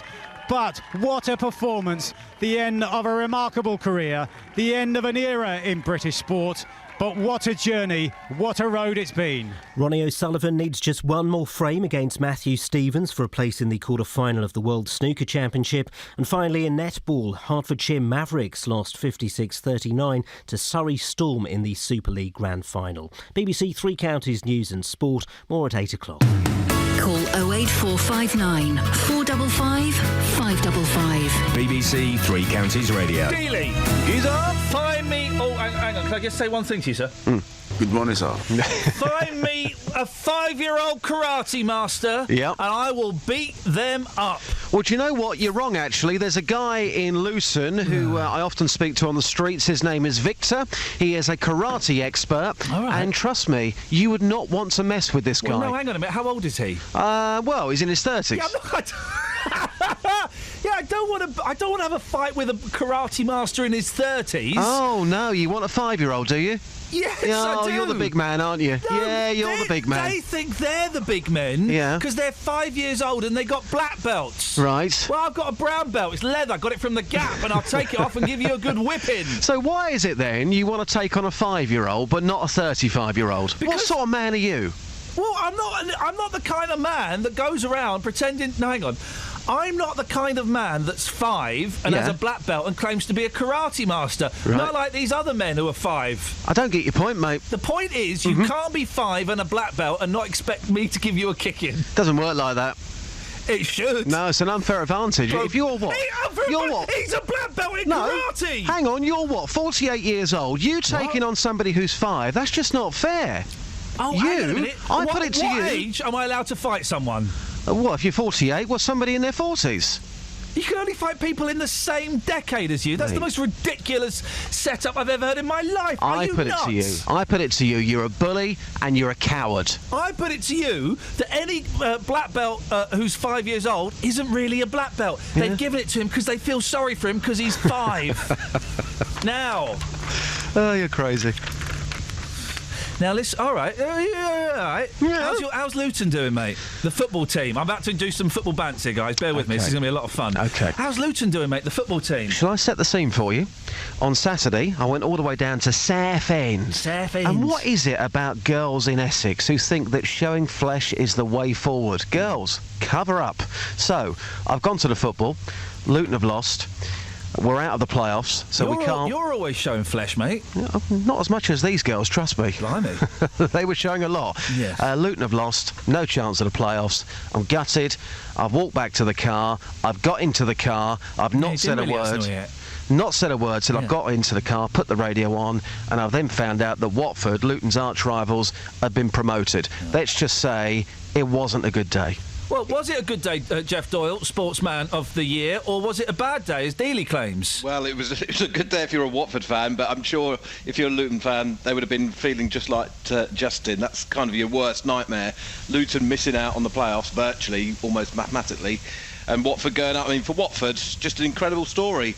£130 million guaranteed, even if they go down next season from the Premier League. I mean, it's just an unbelievable story. But what do they... how come they get so much money? TV. Oh, flippin' heck. TV, because the rights for Premier League football is so astronomical now that... But even for a tiny rubbish team like that, they'll get 130 million quid. I'm doing my best at football banter, guys. I'm really trying. You're doing quite well, actually. You're doing okay. Thank you. Yeah, no, they'll get it no matter what happens. They're all entitled to it, all of those teams in the Premier League. That's why so many teams want to get there. That's why all of these teams like Luton and our other teams have the dream, this massive dream, that they can get into the Premier League, but rarely do many of them do it, and so they tend to get into all sorts of financial trouble in their best to get there. But Watford have done it. What will Watford do with that money? Do they buy like a new stadium? Do they get like an Eric Cantona? What do they do with it? Well, they'll sign players, but they'll keep hold of it. They'll try and it'll cost them a lot of money to bring in. They'll probably need 6 or 7 or 8 players, although they'll get some from Udinese, no doubt. Yeah. Their other team, and then they'll just do their best. The longer you stay in the Premier League, you're going to get another 100 million. Well, they're only going to stay in it for a year, aren't they? Just. I don't know. I mean, who knows? I mean, fantastic achievement for Watford. Considering they've had so many managers to go up, is great for them. But Jeff may agree that most of that money might be going into Italian football, Jeff. I doubt it, I know what you mean, because the guys who own Watford also own an Italian club and a Spanish club. What they'll do, I think, is the very best players from Granada and Udinese will come over and play for Watford. So I don't think it will go into Italian football. The owners know that there's more football in Premier League football. I had a nightmare on Saturday, Jeff. I've gone out on Saturday evening. Yeah. I go down the pub. Where do you go?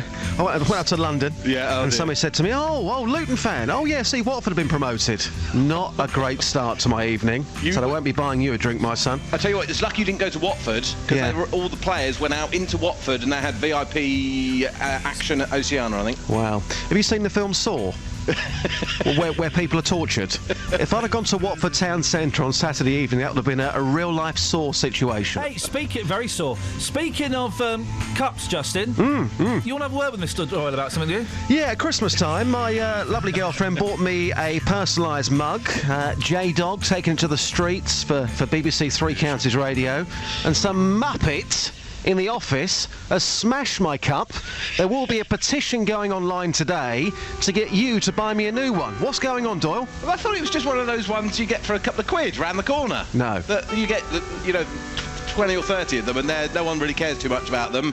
They're stashed away in a corner, and everyone gets on with it. Just tell us how much that cup meant to you, mate. Well, if you want to get really deep, it meant the world to me, really. It kind of represented me, it represented my job, and what I love.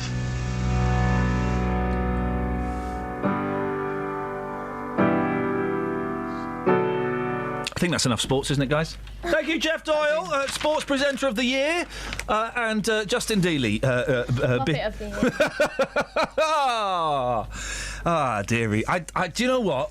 I felt like a man then. I felt a real testosterone rush in my toes. So did I. Yeah, what? It was quite pleasant. Hey, you like that, did you? Just for a second. Did it, Then it got old. Did it? Yeah. Let's have some Texas. Okay. Deep in the heart of Texas.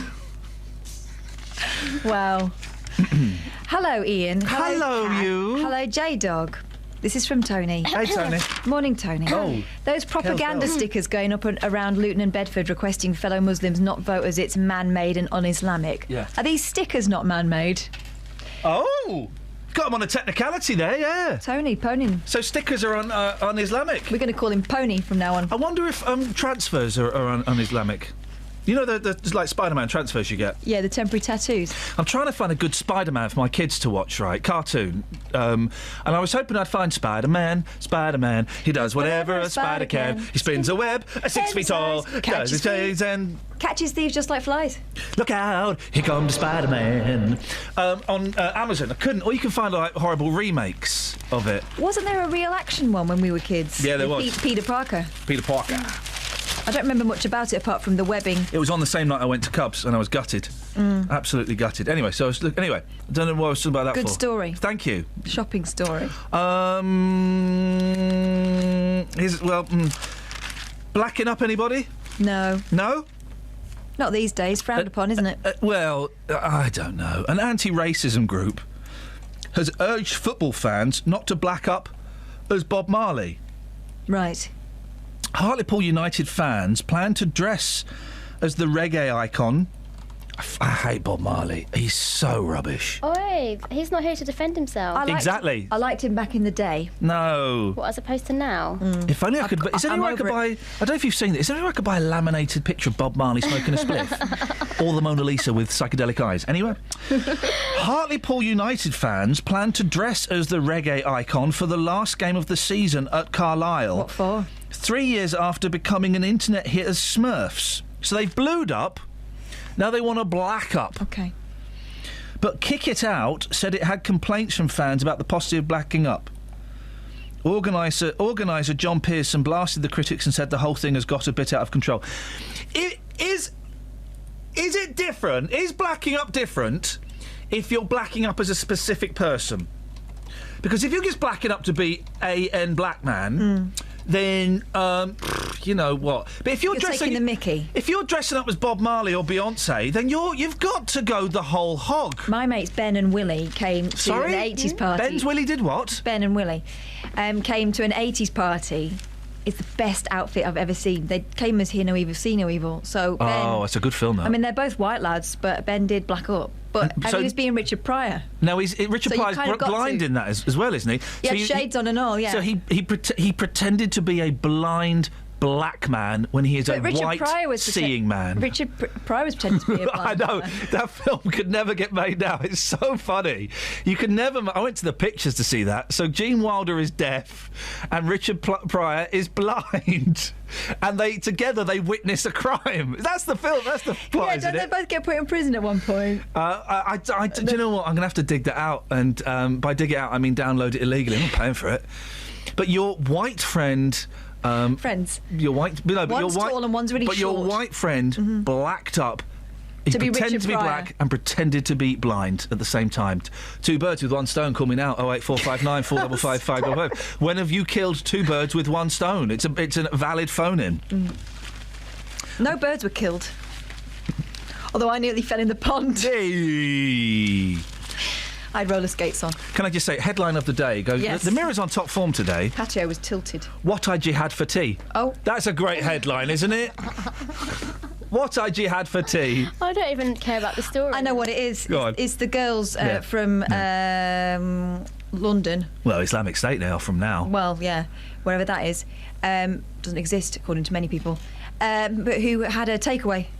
One of 3 schoolgirls who fled to Syria to become jihadi brides has posted her first tweet giving a taste of life under Islamic State. Amira Abbas, 15, posted these pictures. And do you know what? The food over there looks all right. Yeah, but it looks no better than what we had Chicken, yesterday. chips, pizza and kebabs. You get that here. Then, oh, dearie me. Oh, dear. Yes. Oh, dear. I know. So one of them sends a tweet saying, this is what I got for me this is what you had And for what dinner. did he make her want to do? And the other one said, her other friend tweeted, want to behead some kafirs now. Now, so really, I mean, you know, gosh, those guys really are mixing and matching over there, aren't they? But the food, I've got to say, the TripAdvisor, delicious. the food really is... Food good, ethics bad. And boy, oh boy, I've stayed in similar hotels.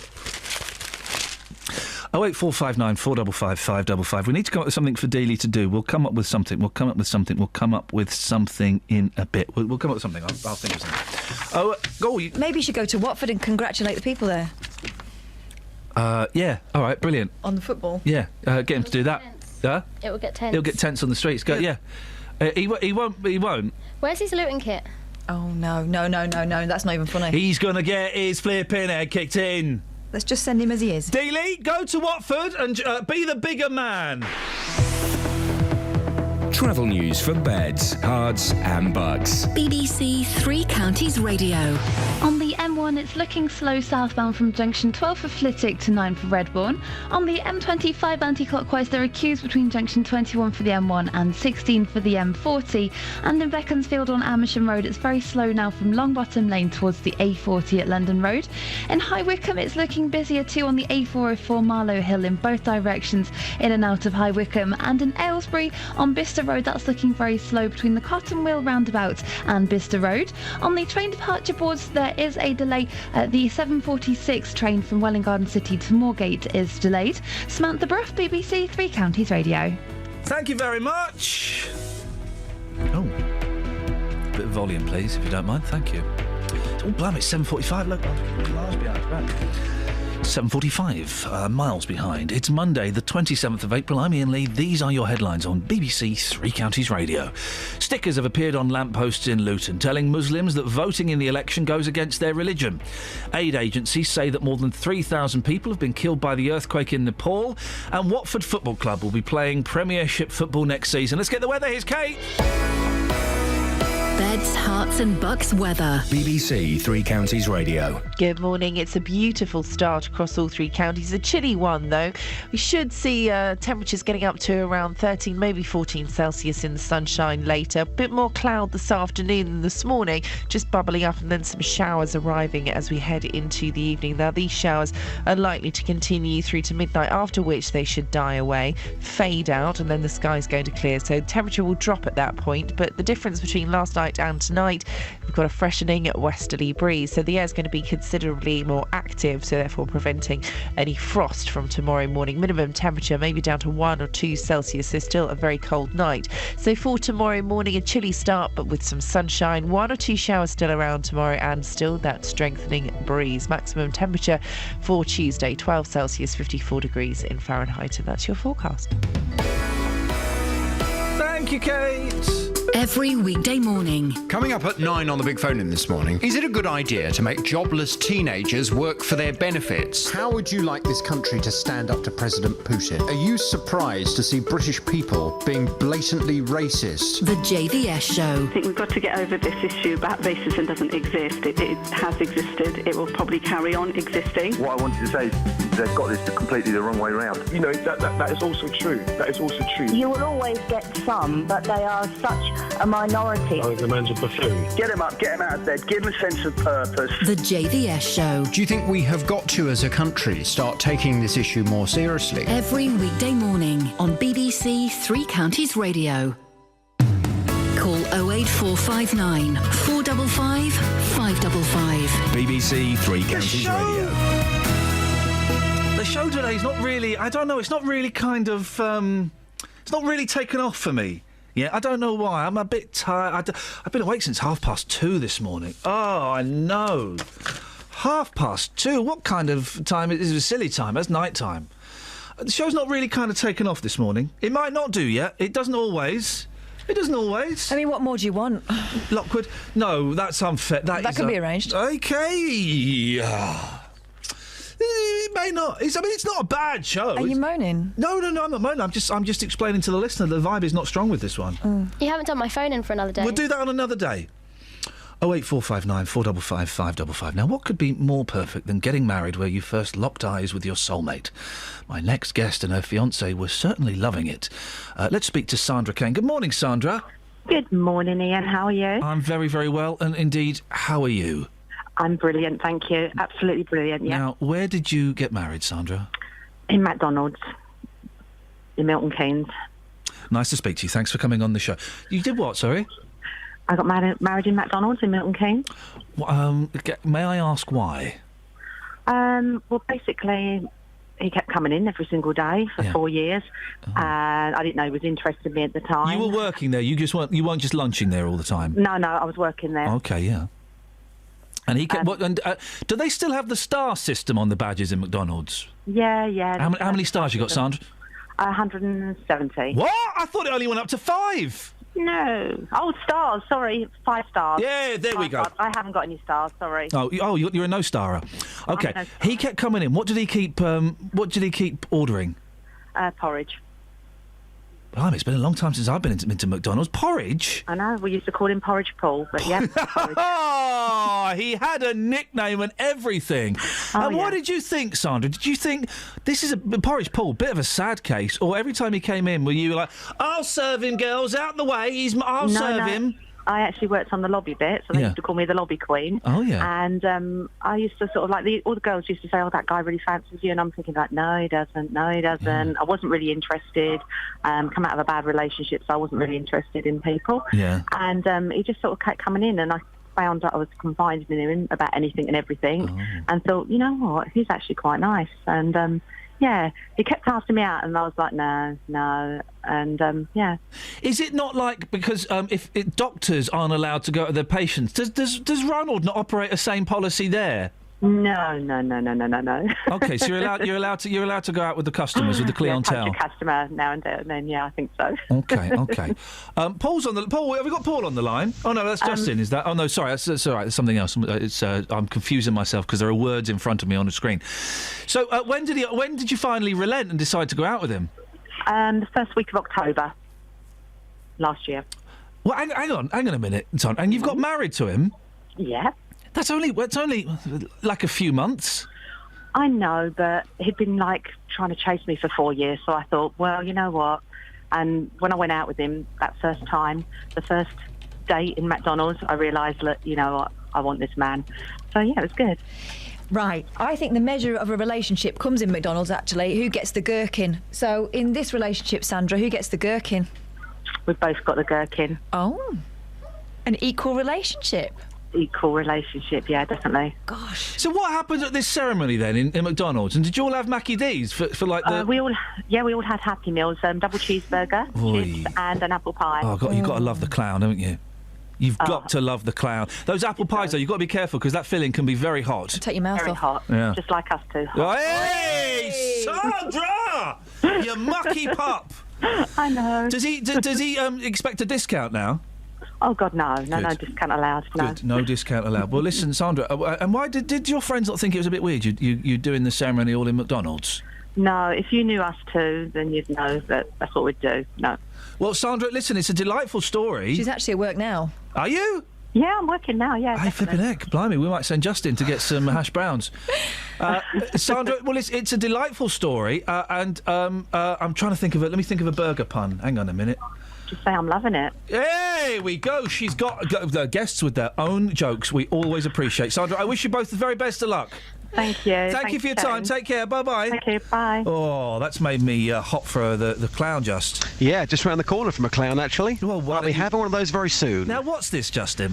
What's this nonsense? What do you mean? Well, Catherine, tell him what you want to do, and then let's hear Justin's excuse. Well, I mean, there's been a big deal for the people of Watford over the weekend, and you know they are part of our patch. Yeah, and very I think much. it's only right that we go and congratulate them. And who better to do that than you? Yes, you know, congratulations to Watford. They deserve to be promoted. In person, on the streets. Unfortunately, guys, I can't make it this morning. Why? Because I'm in Dunstable right now. By the time I get onto the M1, try and get down to It'll take Watford. about 25 minutes. You'll be there for the last 15 minutes of the show. Easy. No, I won't actually. Seriously, the M1, you know what it can be like. We've heard it on the travel. The M1's clear. And then you've got to find Watford fans. Not too many of those about. Mainly Arsenal and Spurs fans in Watford. He's doing football bants, and I'm laughing. I don't know what he means. Yeah.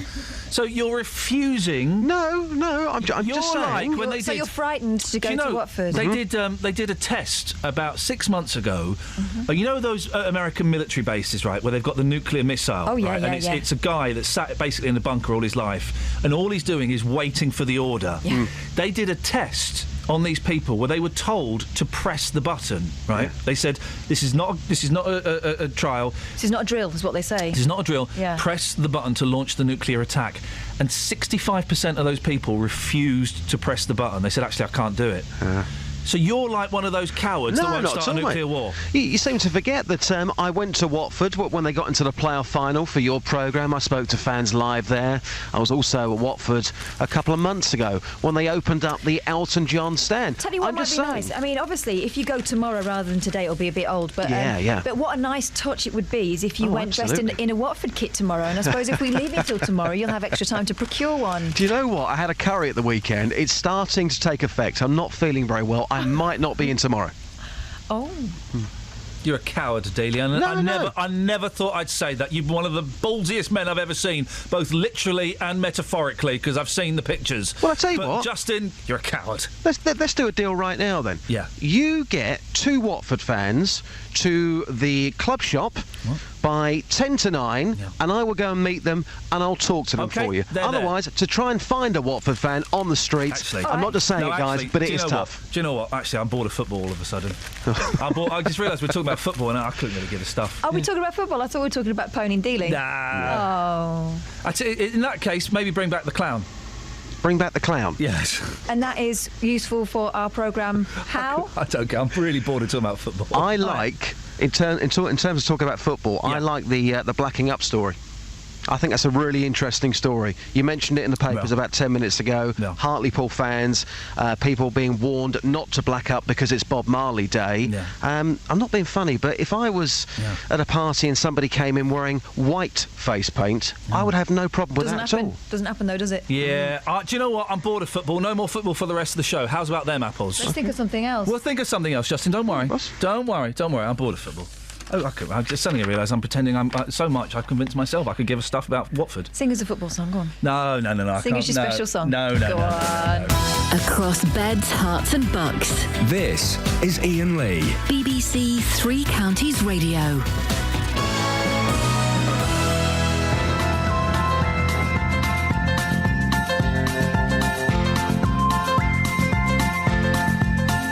There's a voice that keeps on calling me. Down the road is where I'll always be. Every stop I make a new friend. Can't stay for long, just turn around and I'm gone again. Maybe tomorrow I'll wanna settle down.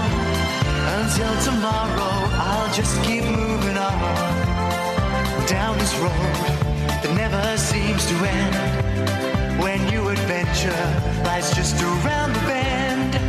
So if you wanna join me for a while, just grab your hat, come travel light, that's hobo style. Maybe tomorrow I'll wanna settle down.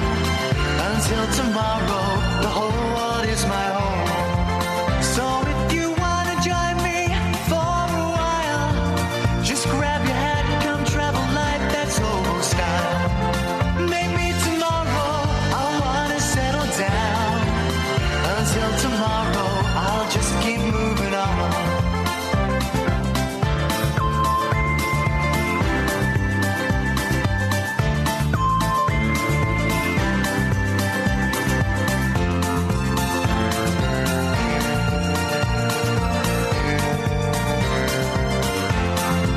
Maybe tomorrow I'll wanna settle down.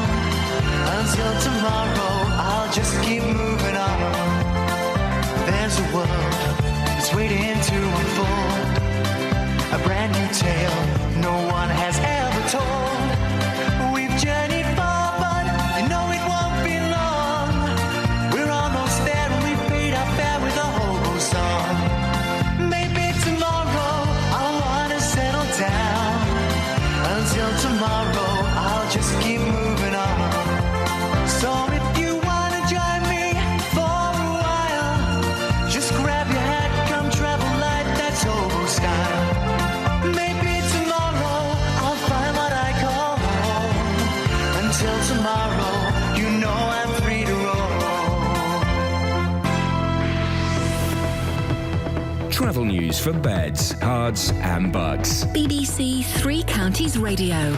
On the M40 towards London, it's slow from junction 5 for Stokenchurch to 4 for the High Wycombe Handy Cross roundabout. It's also busy on the A1M northbound from junction 6 for Welwyn Garden City, and on the M25 anti-clockwise there are queues between junction 21 for the M1 and 16 for the M40. In Watford it's busy on Beech and Grove around Escourt Road, and on the A1 southbound there are queues approaching the Black Cat roundabout from Eton Soken. Samantha Breath, BBC Three Counties Radio. Thank you, Sammy.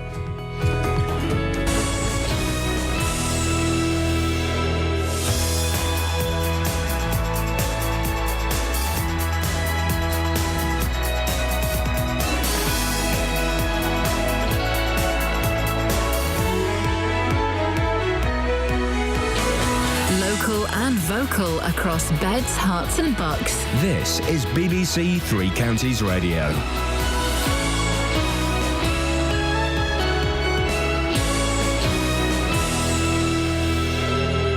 8 o'clock, I'm Lee Agnew. The headline: stickers on Luton lampposts urging Muslims not to vote. The death toll rises following the earthquake in Nepal. And Watford Football Club back in the Premiership. BBC Three Counties Radio. Stickers have been put on lampposts around Luton urging Muslims not to vote. The notices warn that voting for man-made law goes against their religion. But Dawood Masood, who led the Not In My Name campaign in Luton, says it's a ridiculous concept. There's so many Muslims in Luton especially standing up for candidates and people vote and, for councillors and everything. So it's something, we haven't heard in previous election, and first time. It's just a propaganda by these people to stop people voting. Aftershocks have continued to shake Nepal, where more than 3,000 people are now known to have lost their lives. Thousands of people, including foreign tourists, have spent another night in the open. Philippe Corey from UNICEF says the country is running out of food and water. Tarpaulin stands are the most needed yet because people are living outside. Medical supplies, we have met doctors asking for medical supplies for staff because the response is huge. Water, obviously, and sanitation are critical, as we have many people displaced in the city, in remote villages, outdoors. The situation is very serious from this angle. Police are appealing for help to find an 83-year-old man who's gone missing in Wheathampstead. James Lomax left his home in Manor Road yesterday afternoon. He's described as white, around 5 feet 7 inches tall, and was wearing a light brown coat, dark trousers and glasses. Thousands of people with multiple sclerosis aren't getting adequate care because of a lack of specialist nurses. The Letchworth-based MS Trust says there's only one nurse for more than 400 patients. Amy Bowen from the Trust says a lack of funding means the service is suffering. Bedfordshire CCG initially seemed to be willing to appoint some more nurses, but has really now gone to ground on that and doesn't seem to be carrying through on its commitment. So there's a chronic lack of nurses in the area. And of course what that means is it puts huge pressure on the other nurses in the area to try and cover the shortfall. Watford Football Club are back in the Premiership after an absence of 8 years. A 2-0 win at Brighton was enough to clinch promotion. BBC Three Counties commentator John Marks says the push for promotion began as early as January. They came together then, and that's huge credit to Slaviša Jokanovic, his coaching staff, and those players that have gone out and done it. They've had to do it against the odds sometimes, and we worried that the decision at Bournemouth and the penalty at home to Norwich, they may be crucial. They're not anymore. We can put those to bed. We can stop worrying about those, and Watford have done it. And the weather will be chilly and dry this morning with long spells of sunshine, but more cloud with showers by this evening. Top temperatures around 12 degrees Celsius. That's 54 degrees Fahrenheit. You can get the latest news and sport online at bbc.co.uk/Three Counties.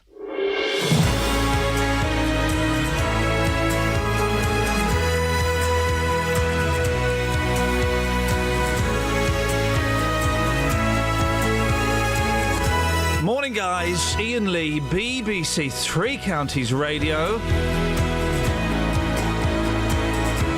It's a nice day out there, isn't it? Hey, oi! Oh, saying that, it's going to snow.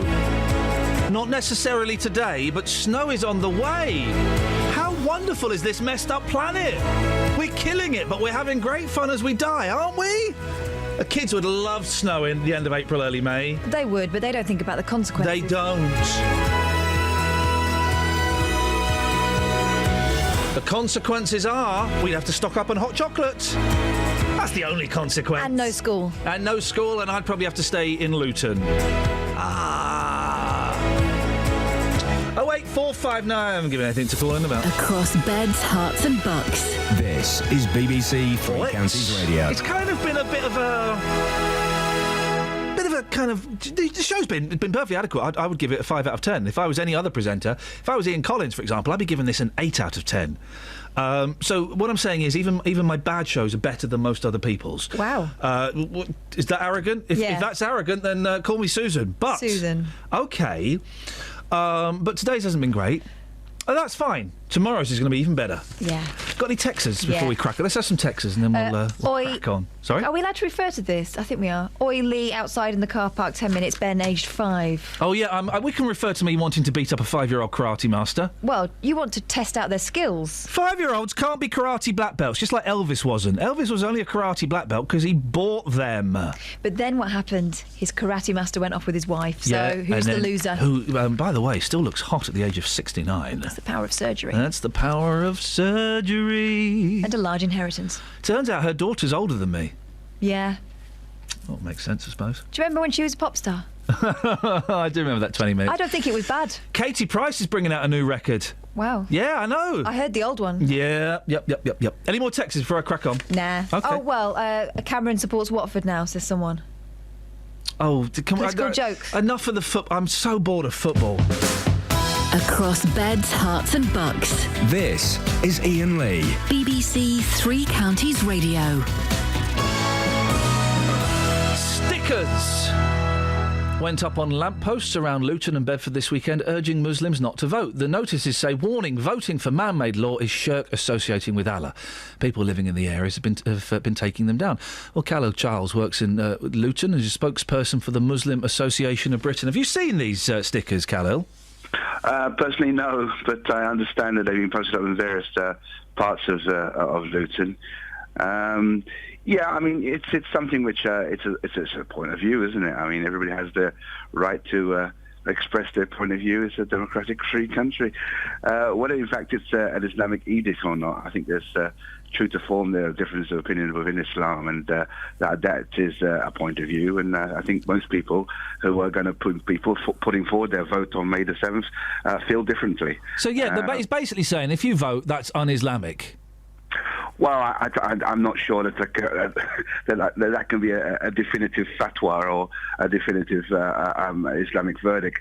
No, Obviously, but that's what the sticker is saying, isn't it? Yeah, I mean, there are. I mean, Islam isn't a homogeneous, if you like, type of religion. There are different opinions and different thoughts and views within that, and that's a point of view, and people are well and. I'm looking at the sticker now. Dawud has very kindly posted. It was in earlier on. Dawud Masood has posted a picture of it. Right, it's bright orange. It's got the hazard lines all around it, and it's written in bold English, and at the bottom it says "Islam: The Right Campaign." This doesn't look like the kind of thing that Muslims would put up. This looks to me, and this is completely I'm making this stuff up, but it looks like it's been done by people who don't like Muslims. Ah, that's interesting. As I said, I haven't actually personally seen that. And there's no evidence to it would have. I would have thought there would have at least been some Arabic on it if it had been targeted at Muslims by Muslims. Well, unfortunately, we live in a world where people like to smear. People like to put different opinions out about what the Muslims believe or don't believe. Personally, and as a representative of the Muslim Association of Britain, we encourage people in our organisation and within and without to vote. And we believe that being a good citizen and taking part, enjoying the benefits of being in this country, means that we should have a responsibility, and it's a responsibility, I think, to contribute to the process, to be well informed about what the candidates have to offer. If you are against bedroom tax, or you want to get inheritance reductions, or immigration's an issue for you, these parties offer different things. We're not specifying any particular party, but we are saying that the process is one that is healthy. We should be involved. Whoever's put it up, it's someone who's trying to stir it up a bit, isn't it? Because we've had loads of texts this morning from the usual suspects saying, well, if they don't like voting over here, then they should go back home, So whether it is from, fundamentalists or it's from non-Muslims trying to stir up Muslim hatred, it's kind of working, isn't it? In that it's strengthening the divisions that sadly exist already. Well, that's it. I mean, we as an association and as a people, part and parcel of society, social cohesion is very important to us, and we've always wanted to be, being a good neighbour and working for the common good is part of the Islamic ethos. There's a lot of talk as to whether Islam is compatible with British values or not. And quite honestly, we haven't defined what these British values are, but if you ask me, I say absolutely there is no inconsistency, there is no difference between what Islam says and what British values have to offer. And I think we are part and parcel of those who offer those British values, the values of sharing, kindness, of equality, of democracy, etc. So all of that is unfortunate that some people want to continue this bandwagon of Islamophobic type responses. But I feel in the end, people can see through all of that. People can understand that if you live in areas where there are, black and Asian ethnic minorities, people get on very, very well, and the communities work well together.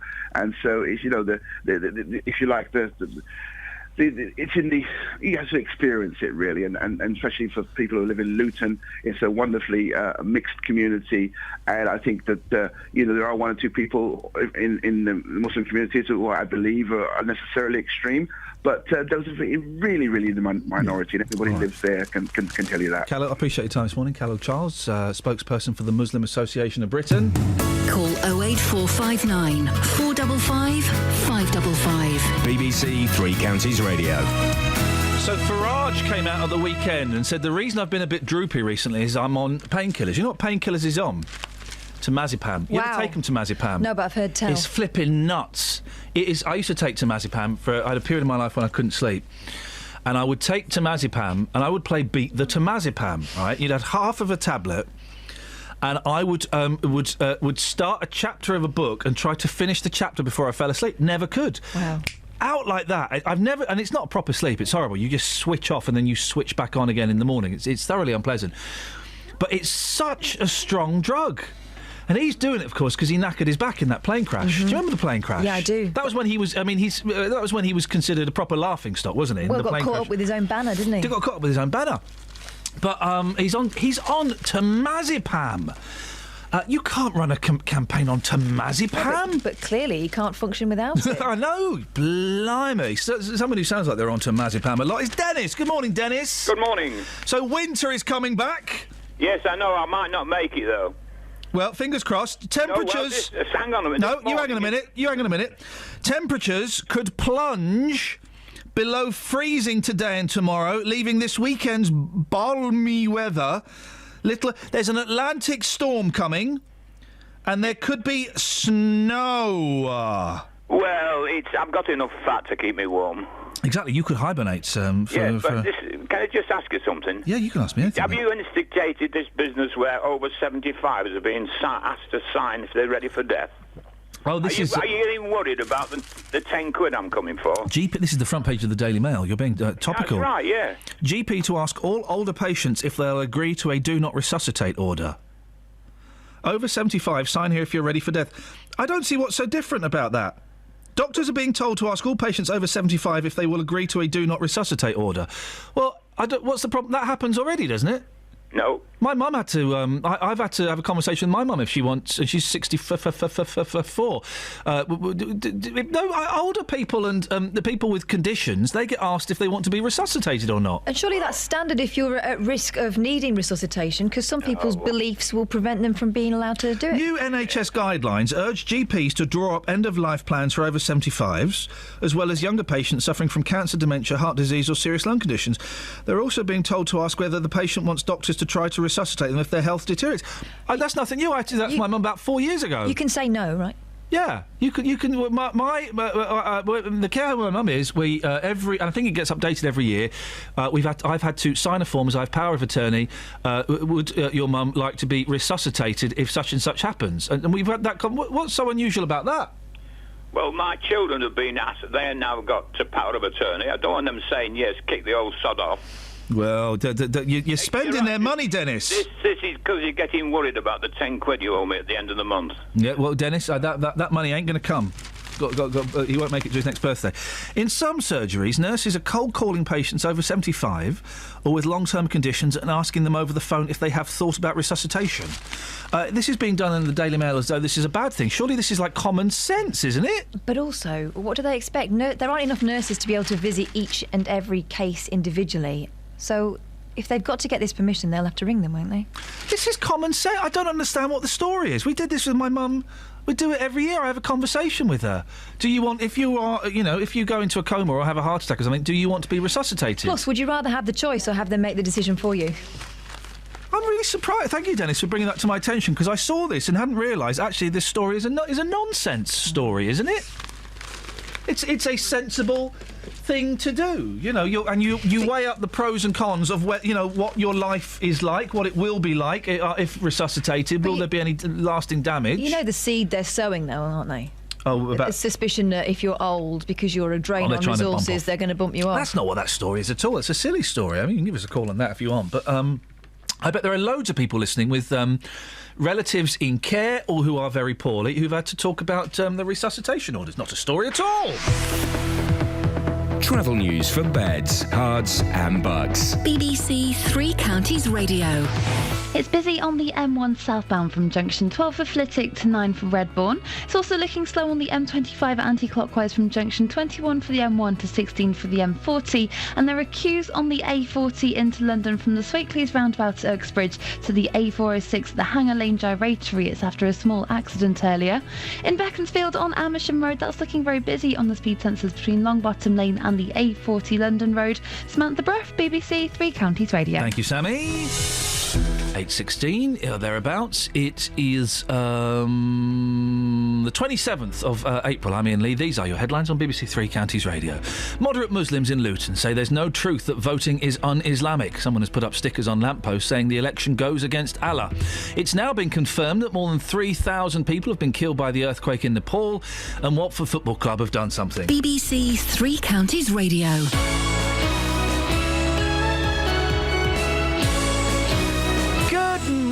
Jonathan Vernon Smith. Good morning. You all right, fella? Yeah, how are you? Looking very red. Ruddy. Ruddy. Red and ruddy. Ruddy, heck. Look at you. Now, I suggested it might be the sun, and you said, yes, it probably is. Didn't you? You said, yes, it probably is the sun. Yeah, it might be. Wouldn't be. Or other things that give you a rosy glow. Booze.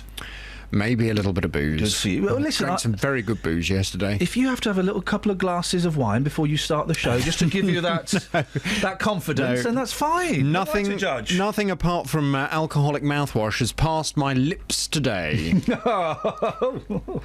Nice. It's true. Apparently, if you get stopped by the police and breathalyzed within 10 minutes of using most mouthwashes, you'll be over the limit. Yeah. Also, if you have a nice Marks and Spencer's trifle.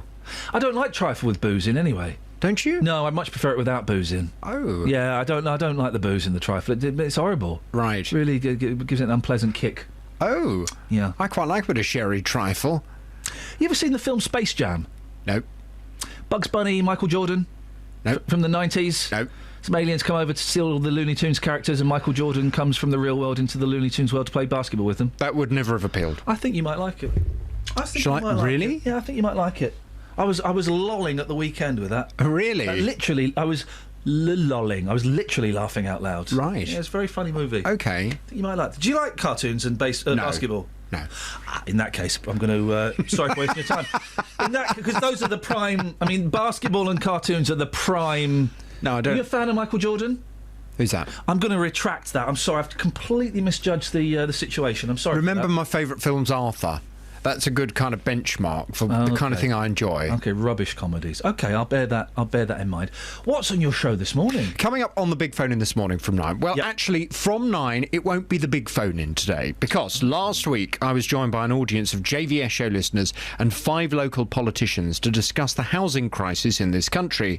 We discussed the extension of right to buy for social housing tenants, the Help to Buy scheme, and whether older people should give up their big houses to provide homes for big families. It was very feisty, Ian. Oh. Very feisty indeed. A very lively and vocal audience. Were they shouting? Yes. Good. Rubbish! Good, There was one man who actually asked before we started recording, he said, can I shout rubbish? So, of course you can. What a polite heckler, just checking the rules of heckling before the show. And he did shout rubbish several times. Brilliant. Well, some of the most fiery debate occurred when the Conservative candidate for Luton South, Katie Redmond, announced that a Tory government wouldn't pay housing benefit to anyone under the age of 21. Well, I want you to listen to the debate at 9 o'clock, and then from 10, I'd like your reaction to this. Do you think it's time we stopped giving young people housing benefit? Your call from 10 on that on 08459 455 555, but I'll be here from 9. We all know that there's a general election looming. Prime Minister has informed the Queen of the David Cameron has informed the Queen of the dissolution of Parliament. Firing the formal starting gun on the general election campaign. But locally, it's not all about the national picture, as there's also a mayoral election taking place. Bedford's interesting. It's one of the few places in the country that actually elects its mayor. On Thursday, I'll be live from Bedford Rugby Club to bring you an insight from the candidates. There isn't one simple answer. It has to be different actions. If you'd like to be part of the audience and have your questions answered, email 3cr@bbc.co.uk with your details. Would the candidates like to express their support for free car parking throughout the area? And you can listen to the whole thing right here from 3 on Thursday afternoon. Roberto Perroni on BBC Three Counties Radio. Call 08459 455 555. BBC Three Counties Radio. Yeah. Now, a lack of specialist nurses means that thousands of people with multiple sclerosis, I always struggle saying that, even though I have to say it quite a lot, aren't getting adequate care. It's thought that there are 2,600 people in beds, Herts and Bucks with MS, yet only the equivalent of 5 full-time specialist nurses. Now, is it Helena or Helena? How are you pronouncing it? Helena. Helena, OK, because I know some people get... Helena Jibborg-Alexander is from Letchworth. You've got MS. When did you get diagnosed, Helena? It was in 2007. Okay, can I ask how old you are? Oh, dear. You don't have to tell you can tell me. You can tell me roughly if you'd like. No, I just had to try and remember. No, I was 29 when I was diagnosed, so that makes me 38. OK, because 29 is quite a young age to get diagnosed, isn't it? It's actually about average. It's sort of between 20 and 30-ish normally. Like, it goes younger and younger when they diagnose the people now. I suppose they do get better at spotting it. What made you go to the doctors? What was going wrong with you that you thought, I need to get this checked out? I was having really strange pins and needles in my leg, and I thought I'd maybe caught a nerve or something. So I wasn't really... I didn't go for a while, and then suddenly... cold started feeling warm, so I went into a hot shower, and one part of my body, just my leg, was feeling like the water was really cold, and I thought, this isn't right. Yeah. So I ended up going to my GP, and they sent me up to A&E for a total MOT, more or less. And what did they do? Brain scans and lumbar punctures and things like that? No, not straight away, because they couldn't find anything wrong with me, so they sort of sent me back to... was a little bit of a ping pong between things. I never had a lumbar puncture in the end, because once they actually got through the diagnosis process, it was quite clear that it was MS. But I had a few more symptoms between the sort of the diagnose and when it happened. So I started getting pains in my arm and vertigo, dizziness and things like that as well. And when they told you it was MS... and by the way, if I ask any questions, Helen, you don't want to answer, I mean, it's too late, we've got your age now, but if there's anything else that you don't want to answer, tell me to get lost, and I won't be offended. I'm just particularly curious in this, because my mum's got MS, and so it's something I sort of, quite closely associated with. Okay. When they told you that you had it, how did you feel? Do you remember what the impact was immediately? Because the build-up before the diagnosis was, they've sort of said... it could potentially be MS, could be other things.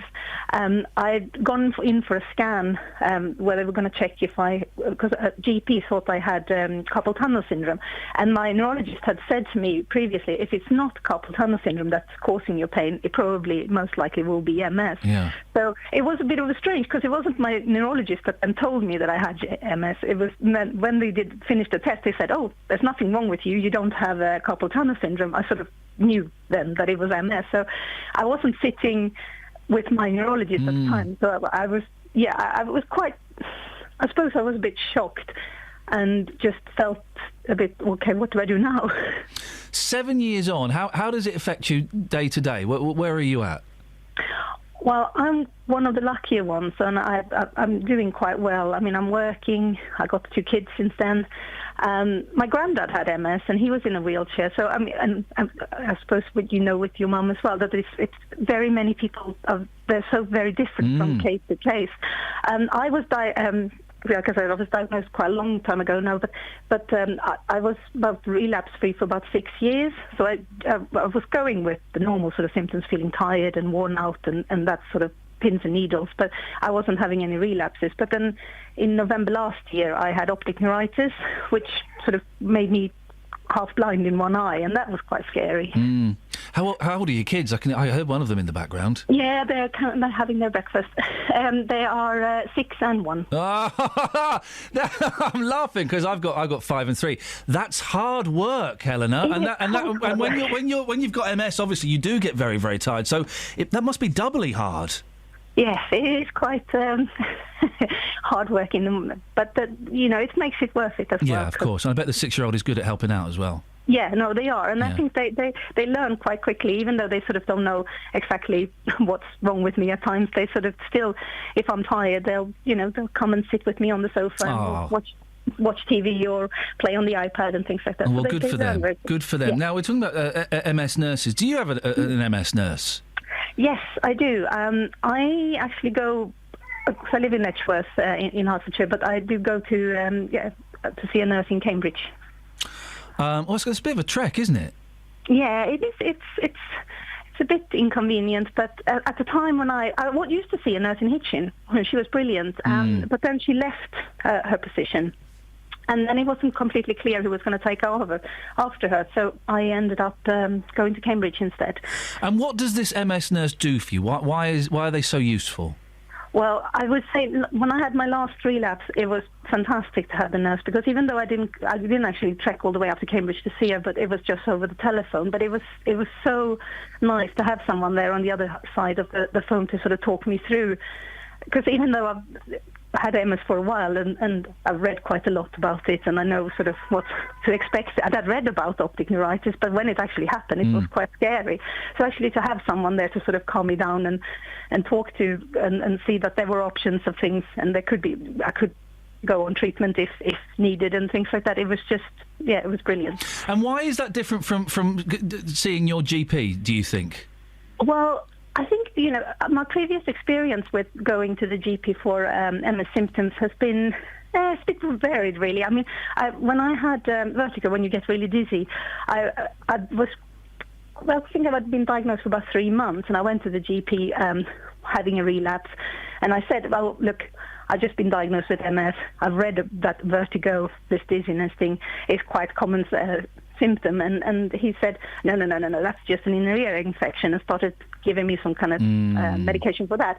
And then went back to the MS nurse when this medication wasn't working, saying that actually I don't think this is right. And then she would say, no, you should go on this medication. And then I could talk to the GP, and they said, okay, well, let's try this instead. So I think the GPs can't be expert at everything, and MS is quite a complex condition.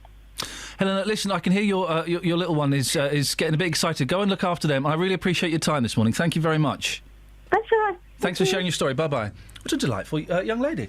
Helena Giborg Alexander from Letchworth. 08459 455 555. I've had a tweet from a doctor who's not very happy about what the Daily Mail's reporting. He's saying accurate reporting from the Daily Mail as always. This is the thing. This is, just to move on, this isn't about the MS. This is the front page. Resource. Over 75, sign here if you're ready to die. GPs to ask all older patients if they'll agree to a do not resuscitate order. What's the doctor Now, what he says, resource is being electrocuted and punched in the chest at the point of death. It works on healthy people, but largely, he says, for the majority of people, if you are that old, it's not going to do anything for you.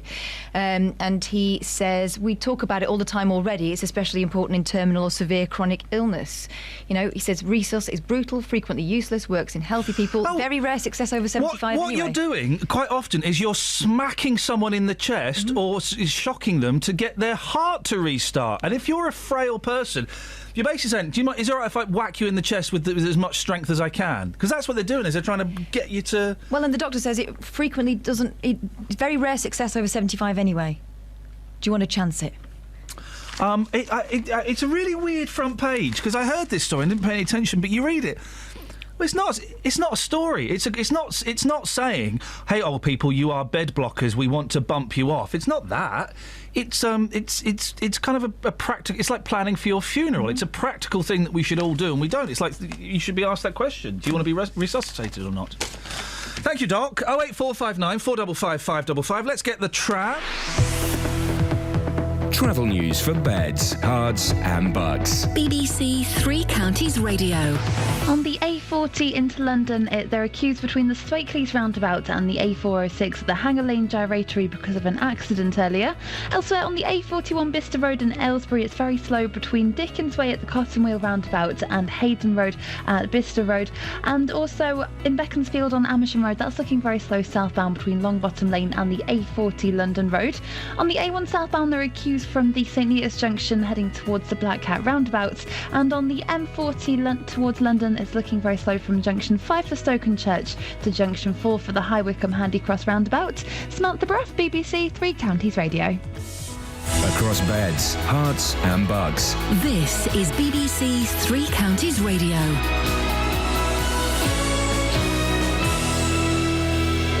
It's 8:30. I'm Lee Agnew. The headline: stickers have been put on lampposts around Luton urging Muslims not to vote.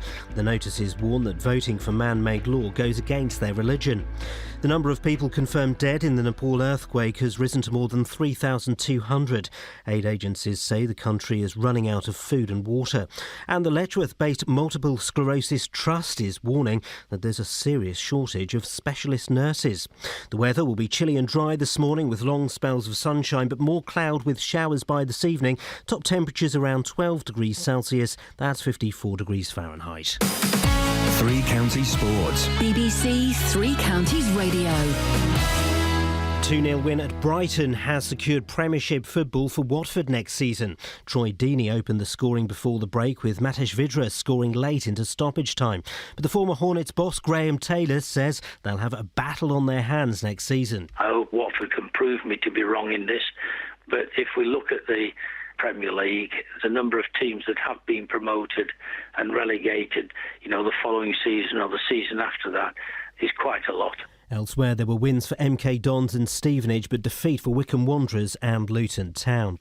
The Chelsea manager, Jose Mourinho, has laughed off chants of boring Chelsea after their goalless draw with Arsenal, insisting their display was magnificent.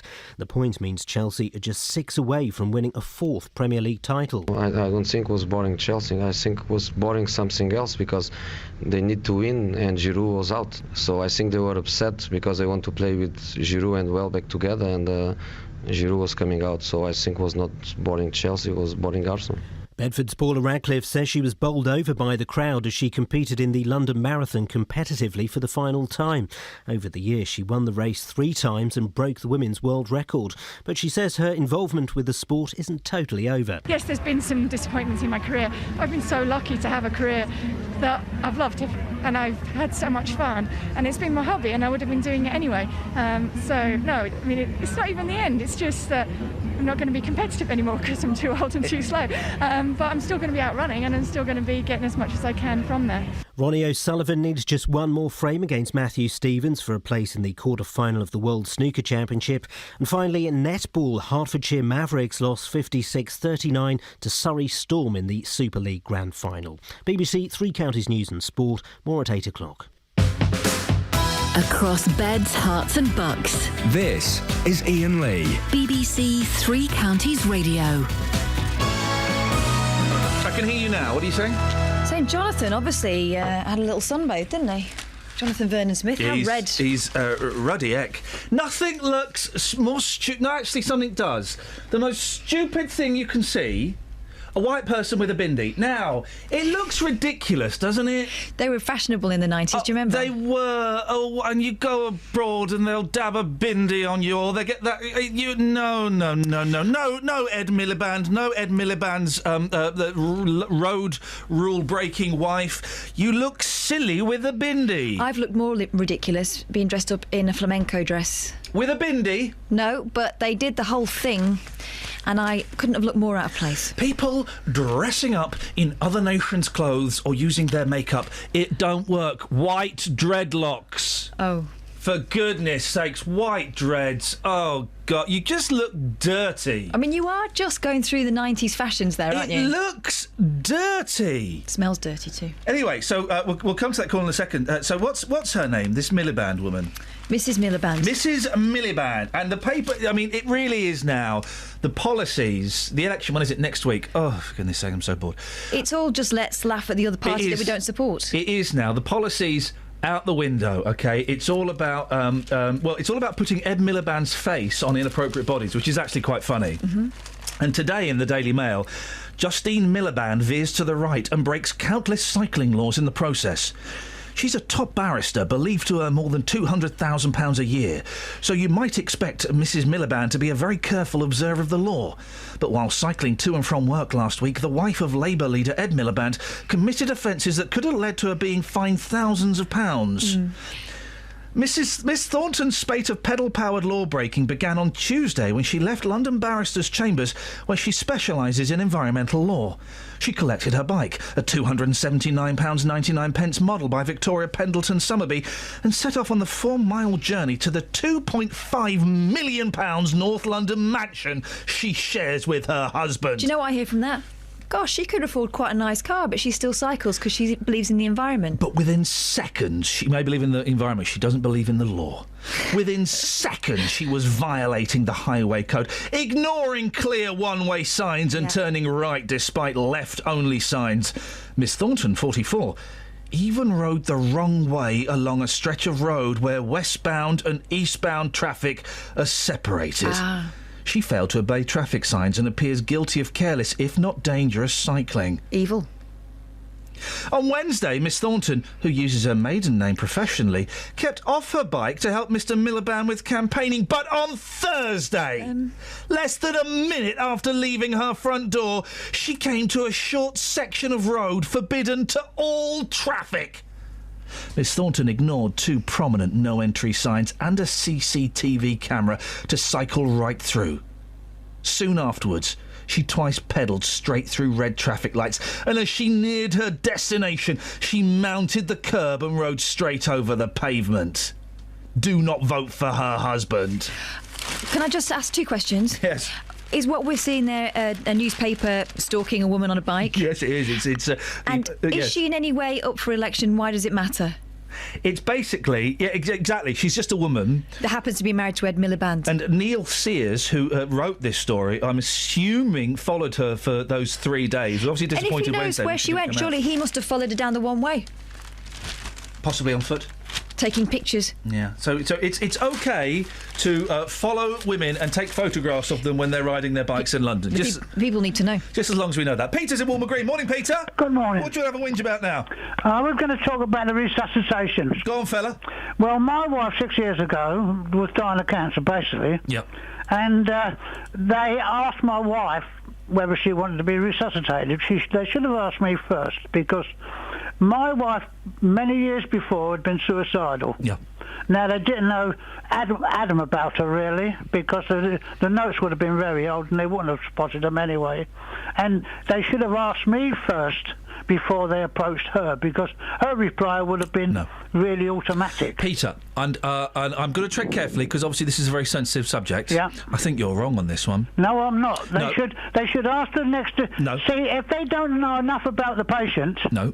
First of all, they should ask the next of kin. No. Then they ask the patient. Then they ask the patient. Peter, was your wife in full possession of her mental faculties? Then, Absolutely. Then, it's... Fully compos mentis. Then they were right to ask her, Peter. No. You really... see, if you don't know the background of the patient... Then you should Peter, of all you should be asking the husband or the wife. No, because it's confidential. It's confidential. It's doctor-patient confidentiality, and also quite often. And I'm not trying to wind you up, Peter. You know that. We're having a frank discussion. No, I know, and I understand. I appreciate you kind of going along with this, okay? And I'm not doing it just to make accept good radio. This is what I believe. But we as the partners and the loved ones of people that are ill, we often want them to stick around past their sell-by date, if you know what I mean. No, we want them to stick around when they're not... If you don't know their background, you shouldn't ask the question. You should not... And then, if you ask the next of kin, then you ask the patient. Then you ask the person that you're asking about, if you like. And once you've done that, there are other things too. if you're put on a morphine pump, you should tell your next of kin what that entails. Because that's slightly different, some morphine pumps don't allow you to wake up anymore. So, yes, and you don't really understand that when you're under great pressure. Yeah. Well, listen, just focusing on the resuscitation thing. Yes. I respect your opinion, Peter, but I really think you're wrong on this one. Well, I'm telling you, would you like it if your kids were asked? My wife would have said yes, probably immediately, because she had had suicidal tendencies many years before. Would you like it if your kids were asked about you? Yes, I would. Instead of you, so they didn't ask you. I would. They asked your kids first. And then they asked me. Then whose opinion do they go on? Well, they go on the patient, but they have to ask the relative first. No. Oh, of course, keep them informed. What's the point? Well, keep them informed, possibly, but what's the point of asking the relatives first if they're going to ignore that opinion? What do they think about it? They don't say it in the terms that you're implying, really. That surely is between the patient and the family. No, that is not privacy. That you're within your own family. It really common sense. If someone is got a background like my wife had, my wife would instantly say yes. But Peter, how many years before had she been suicidal? Many years before. So she spent more years wanting to live, hadn't she? I walked on eggshells for 30, 40 years. So she never ever got upset. So I do know a lot about what went on with my wife. Yeah, I'm sure you did. But what I'm saying to you is she spent more years wanting to live than wanting to kill herself, didn't she? Yes, but I couldn't even define that, what she would do next. I always gave her extra money so she had no money worries and that sort of thing for many years. So I walked on eggshells.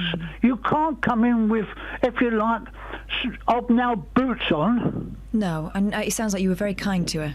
And a good husband. But you can't come in with hobnail boots on without knowing the circumstances. How old was she when she passed, Peter? 73. Okay. Did you hear what the doctor said about the sort of people that respond to resuscitation? Yes, I know, but what I'm talking about is the problem of going directly to someone over 75. What would you have said if they'd have asked you, Peter? The question, I'm going to put it bluntly, so they'd have come to you, the doctor's come to you and said, if your wife stops breathing, her heart stops beating, do you want us to resuscitate her? What would you have said? At the time, I wouldn't have known. I would have said leave it several days. Supposing you couldn't have left it several days. Supposing it happened that afternoon. They asked you in the morning, it happens in the afternoon. No, my wife had a care package at home because she wanted to be cared for at home by me. OK, well, you've had plenty of time to think about it, so they ask you, what would you say? I would have said, leave it for now, a couple of days, and let's see how she goes. OK, they come back a couple of days later. What would you have said then? Then I probably would have agreed. But I needed to be told first. I get it. Not as an afterthought, but first. You felt excluded from the whole situation. Absolutely. Okay, and you wanted, and I think that's what you're angry about, Peter, is that you felt a little bit left out. I'm not angry in that sense. What I'm saying is, for other people in the future, there should be more thought given to what they are doing, rather than. If you get on the telephone to someone who's over 75 and say, would you like to be resuscitated, you don't know if they're going to survive in the first place. So what nonsense is that? Well, but it's a practical question that has to be asked. Have you bought your Zimmer frame yet? I've got it. It's waiting. I polish it every day, Peter. I can't wait to use it. Would you want to be resuscitated? I mean, that's stupid. Yes. Well, no, it's not. If they asked me the question today, that I would say yes. I've had to have the conversation with my mum, Peter. We had to sit down and have a chat about it. Well, I know that, but you've had the conversation with your mum. But only because I've got power of attorney over her financial and her health things. She can't make that decision on her own. No, but what I'm saying is, you had that conversation with your mum. She's not compos mentis, though. Conversation with my wife first. I'm picking up that you felt excluded from the whole end of your wife's life, and that's terrible if that's the case, Peter. Okay. I appreciate your call, mate. You're welcome. Thank you. Ta-ta. I suspect Peter's angry about something slightly different, but isn't it funny? You think you know somebody. Everybody's got a story, man. Everybody's got a story. And didn't we learn more about Peter in the last 5 minutes than we've known about him in the last, 18 months? Isn't that interesting? Thank you, Peter. I appreciate that. You got anything in the papers? Or we can go to travel. Let's go to travel and headlines, and I'll find something. I think we will do after that. Travel news for beds, cards and bugs. BBC Three Counties Radio. On the A1M, it's fairly busy southbound from junction 8 for Hitchin to 7 for Stevenage. And on the M1 southbounder, it's looking slow from junction 12 for Flitwick to 9 for Redbourne as well. It's queuing on the M25 between junction 19 for Watford, anti-clockwise to junction 16 for the M40. And also approaching the M25 on the A10 southbound, there are delays from the New River Trading Estate towards junction 25 for Enfield. Having a look at the trains, and Thameslink are reporting 30-minute delays between Luton and St Pancras International, and that's because of a faulty train at St Albans that's causing delays and cancellations. Samantha Bruff, BBC Three Counties Radio. Thank you, Sammy. 8:45. It's Monday the 27th of April. I'm Iain Lee. These are your headlines on BBC Three Counties Radio. Moderate Muslims in Luton say there's no truth that voting is un-Islamic. Someone has put up stickers on lampposts saying the election goes against Allah. It's now been confirmed that more than 3,000 people have been killed by the earthquake in Nepal. Let's get the weather. Here's Kate. Beds, Hearts and Bucks weather. BBC Three Counties Radio. Good morning. It's a chilly start out there, but plenty of blue sky and sunshine. Temperatures drop down into low single figures overnight, but they're gradually on the rise. It's not going to be quite as warm as it was last week, but still a pleasant day in prospect. We're looking at a maximum of 14 Celsius. More cloud this afternoon as it bubbles up. We could get 1 or 2 showers arriving this evening as well, and they spread from west to east throughout the course of the night. Now, once we post midnight, those showers should disappear. It'll die out. The sky clears, and again, the temperature's going to drop down into low single figures, but a freshening westerly breeze keeps the air significantly churned up, so we should be frost free tomorrow morning. So as we head into Tuesday, bright sunny start. We still got 1 or 2 isolated showers, still a breeze tomorrow. Temperatures similar at 14 Celsius, and that's your forecast. The general election on the BBC. We're bringing you the news as it happens, wherever you happen to be. Just enter your postcode on the BBC News website and you'll see all the details of your constituency and the latest news from where you live. We're helping you understand the policies and key issues. And what they mean to you. Election 2015 on the BBC. Making it clear. Across beds, hearts and bucks. This is Iain Lee. BBC Three Counties Radio. Boyley's back, adding a touch of class and glamour that I could only dream of. To your right. What have you got in the papers? Teenage Aldi worker who helped a man of 95 home with his shopping has become a Facebook hit, or so I hear. I've given up on Facebook. I find it dull.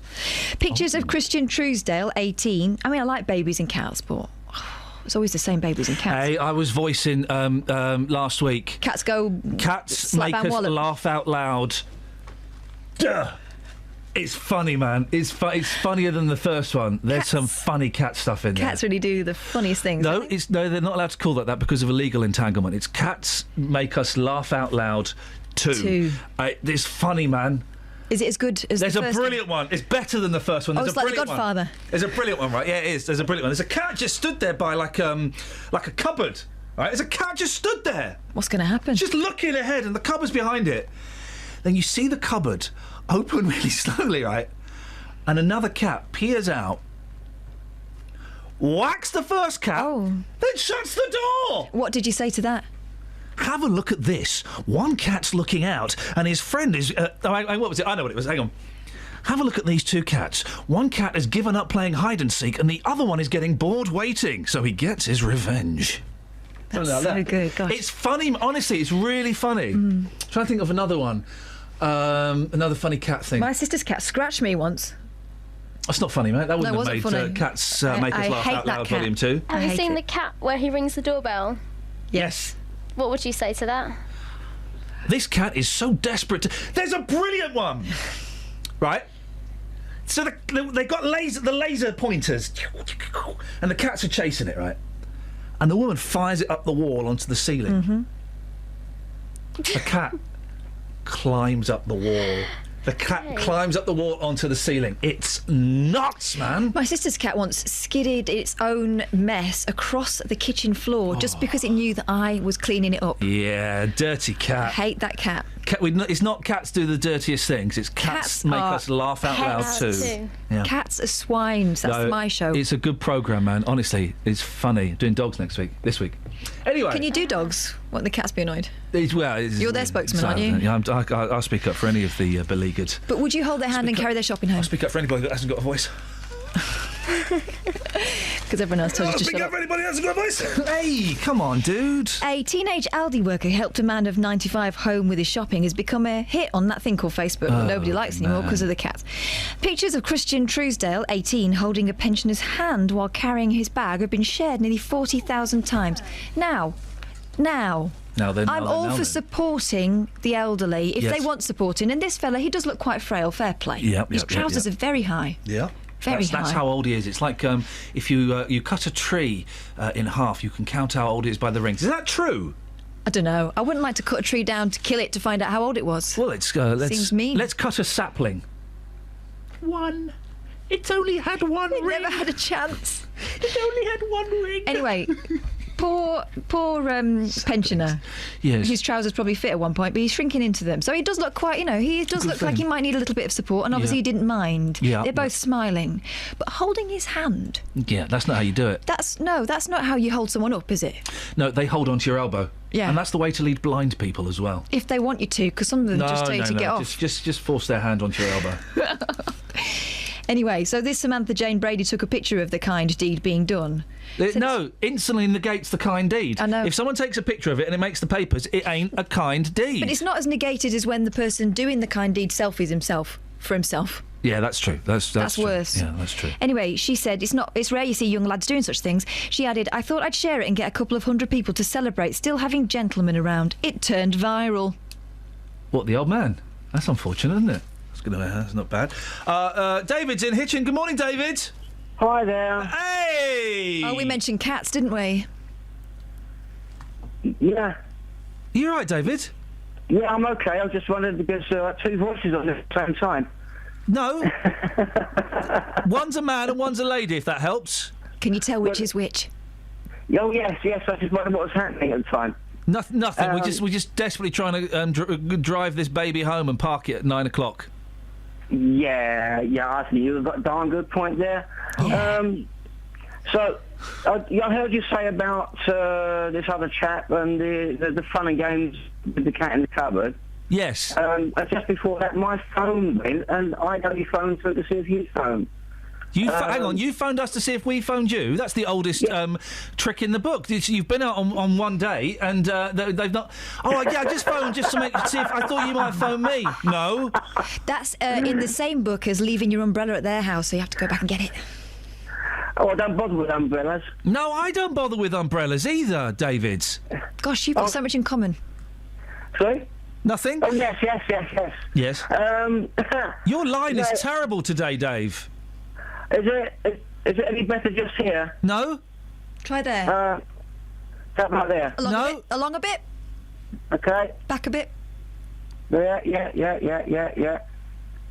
I don't know. All I can do is stay where I am, I think. Yeah, just do that. Let me ask, Kelly, did we phone David? No. Thanks for calling, David. Oh, I want to see how his cats are. Nah, we'll find out tomorrow. Oh. Tattoos are the mark of a midlife crisis as young turn their backs on them. Oh, clever. Turn their backs on them. Yeah, careful. It was once a badge of youthful rebellion. These days, however, sporting a tattoo is just as likely to be an indelible sign of a midlife crisis. A survey reveals they are now more prevalent among the older generation, with almost a quarter of 40 to 59-year-olds sporting ink somewhere on their body, compared with less than 1 in 6 of those aged between 18 and 24. Well, yeah, because the tattoo people have got older. Yeah. What? You can date people by their tattoos. Jeez, you cut them in half? No. If they've got like a very blue kind of dolphin or something, early 90s. Yeah, Celtic, late 90s. Then it moved on to a barbed wire around the top of the arm. Wow. Then kids' names in Sanskrit. I mean, you can tell. Middle-aged tattoo fans include Samantha Cameron, 49. Dolphin. 44, dolphin. She's got a dolphin. 69-year-old Helen Mirren, who has a symbol that stands for? Peace. No, love thy neighbour. What symbol would on earth stand for love thy neighbour, apart from a white man pointing his finger at a black man? That's not loving him. No, that's from the sitcom Love Thy Neighbour from the 70s. Okay. Tattoo artist Louis Molloy, who's worked on David Beckham and Sir Bradley Wicken, says more and more middle-aged people are getting tattooed. Who gives us stuff? Well, he would say that. That's his business. That's his business and nobody else's. Tell you what, a lot of respectable women are doing these days. Respectable. Getting their eyebrows tattooed on, and that can go hellishly wrong. Oh, that is just awful, isn't it? I mean, really. Eyebrow fashions come and go. Are you really going to want those caterpillars in 10 years' time when your hair's a different colour? Think about it. So the Sunday Times Rich List was. I don't understand the Sunday Times. Queen's gutted. She's not on it. She got booted off. Mm-hmm. But it's all Russians. I don't understand why they do it though. The only people interested are the middling rich people who go, oh, I'm number 362 this year. I'm up 27 places. That'll be on Facebook. The really rich people don't give a stuff. No. And the poor people, or the normal people, you and I, dear listener, I don't give a stuff. And also, rich people, whenever they're on these lists, always go, well, I got that a bit wrong. So the richest in the business world, Roman Abramovich, is only 10th. He's still very rich. No, he's not. He's only got 7.2 billion, compared with Lem Blavatnik, who's got 13.17 billion. I wouldn't mind 1 billion. I'm not greedy at all. Well, Paul McCartney's not even got a billion. He's only got 730 million. What's he spending it on? Hey, look at this. You two must be gutted, right? Because number 1 is Sir Paul McCartney, number 2 is Lloyd Webber, number 3 is U2. Well, that doesn't count. Me and Kelly. No, the pop group. Oh. The Irish popsters. Well, they shouldn't be in the richest list then because that's a group entry. Yeah. Then that's like saying, oh, Apple. Let's put Apple on there. Well, it shouldn't be on there. Unless they've got a joint account and they have to justify it to each other. Oh, the edge! Have you been spending all the money? I've gone to the cash machine to take out 50 knicker for some food, and there's no food in there, the edge. Have you been in there again? Bono? No, not Bono, the other drummer. Wayne? I win. You know I had to go and pay up my swimming subs. And I like a bottle of Taser at the end of it. Have you been buying more sunglasses? That'd be Bono. I've been feeding the Africans, I have. I know, but that's my Taser money. And I couldn't get a Taser. I look dead silly in Lidl. It's exactly like that. I was in Nissa and I didn't have no money in Nissa. I wanted to buy Curly Whirly Bono. I was really embarrassed. I was really embarrassed, Bono. I had a Curly Whirly and they wouldn't take my card. What are you doing with it? I was buying boots to make me look taller. Stop it. Oh, yeah, so there's that story. And also, Take That have been cleared of any tax impropriety. So their joint account is clear as well for a bit of a spend up. Who's the richest person in sport? In the world. I guess. Duncan Goodhue. Maybe not. I don't. Is this in the world or is this? This is in Britain. The richest sports person in Britain. It's not John Fashanu. No, it's not Nigeria the Fash. Now. Yeah, it's not the Fash. He's been very naughty, apparently. Is it Jeff Capes? I've got to sort my clips out. Go on. Because I'll give you a clue. I want to say a big thank you to the fans, to my family, to my team. It's the world's most boring man. Lewis. He's worth 88 million, right? Andy Murray. I'm Andy Murray. I'm worth 48 million pounds. I'm really excited, but I don't know what to do with it. Someone tweeted the other day that wouldn't it have been nice if on their wedding night, his bride, whose name escapes me, shouted out, Go on, Tim! Yeah, that was me. Oh, was that you? Yeah. Oh, you did a funny... Were you just retweeting? Of course I was just retweeting There we go, you see. You can't claim credit for something that you did not come up Quiet, with. please. That's what you retweeted. That's what you tweeted. That was your please. own, wasn't it? That was mine. And then I did New Balls, please. That was mine.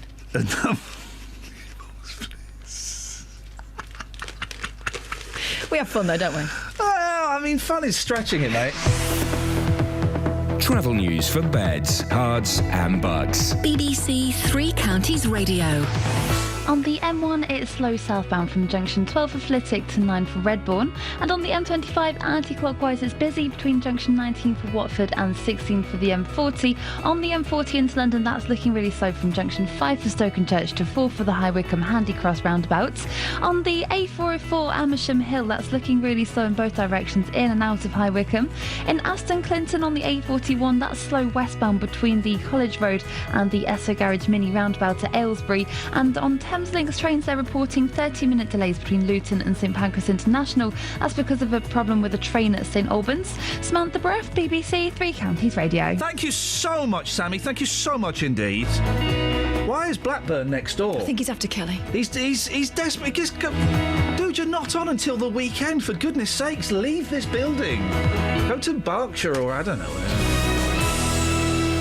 What was it like first day back? Like the last day back. Well, like what? I'm not coming in tomorrow. Last day back, you walked into a storm of controversy last time you took some time off. Do you remember? Well, there's still a couple of hours left. Back tomorrow at 6. Ta-ta. Local and vocal across Beds, Herts and Bucks. This is BBC Three Counties Radio. Thank you, Ian. Good morning. Welcome to the JVS show. I'm Jonathan Vernon-Smith. It's Monday. It's 9 o'clock. And on today's Big Phone In, last week I was joined by an audience of JVS show listeners and 5 local politicians to discuss the housing crisis in this country. We discussed the extension of right to buy for social housing tenants, the Help to Buy scheme, and whether older people should give up their big houses to help find homes for big families. It was a feisty affair with a very lively and vocal audience, and some of the most fiery debate occurred when Conservative candidate for Luton South, Katie Redmond, was forced to defend the fact that a Tory government would not pay housing benefit to anyone under the age of 21. Well, I want you to listen to the debate. And then after 10 this morning, I'm going to be asking you, do you think it's time we stopped giving young people housing benefit? Phone lines will be open for your call on 08459 455 555. This is the JVS show on BBC Three Counties Radio. So that's all coming up next, but first let's get the latest BBC News. It's 9:01. Here's Lee Agnew. More than 3,000 people have now been confirmed dead following the earthquake in Nepal. Aid agencies say the country is running out of food and water and there have been frequent power cuts. BBC correspondent Shigita Lemay says aftershocks have been severe. There was one very strong one this afternoon. It went on for several seconds, definitely more than 10 seconds, and I was in the middle of an open road with lots of people on it at that time, and we were being thrown about. People were panicking, they were running from one side to the other, and that's essentially the big fear that the residents of Kathmandu have. The chairman of the Royal British Legion in Aylesbury is due to appear in court today, charged with stealing from the charity.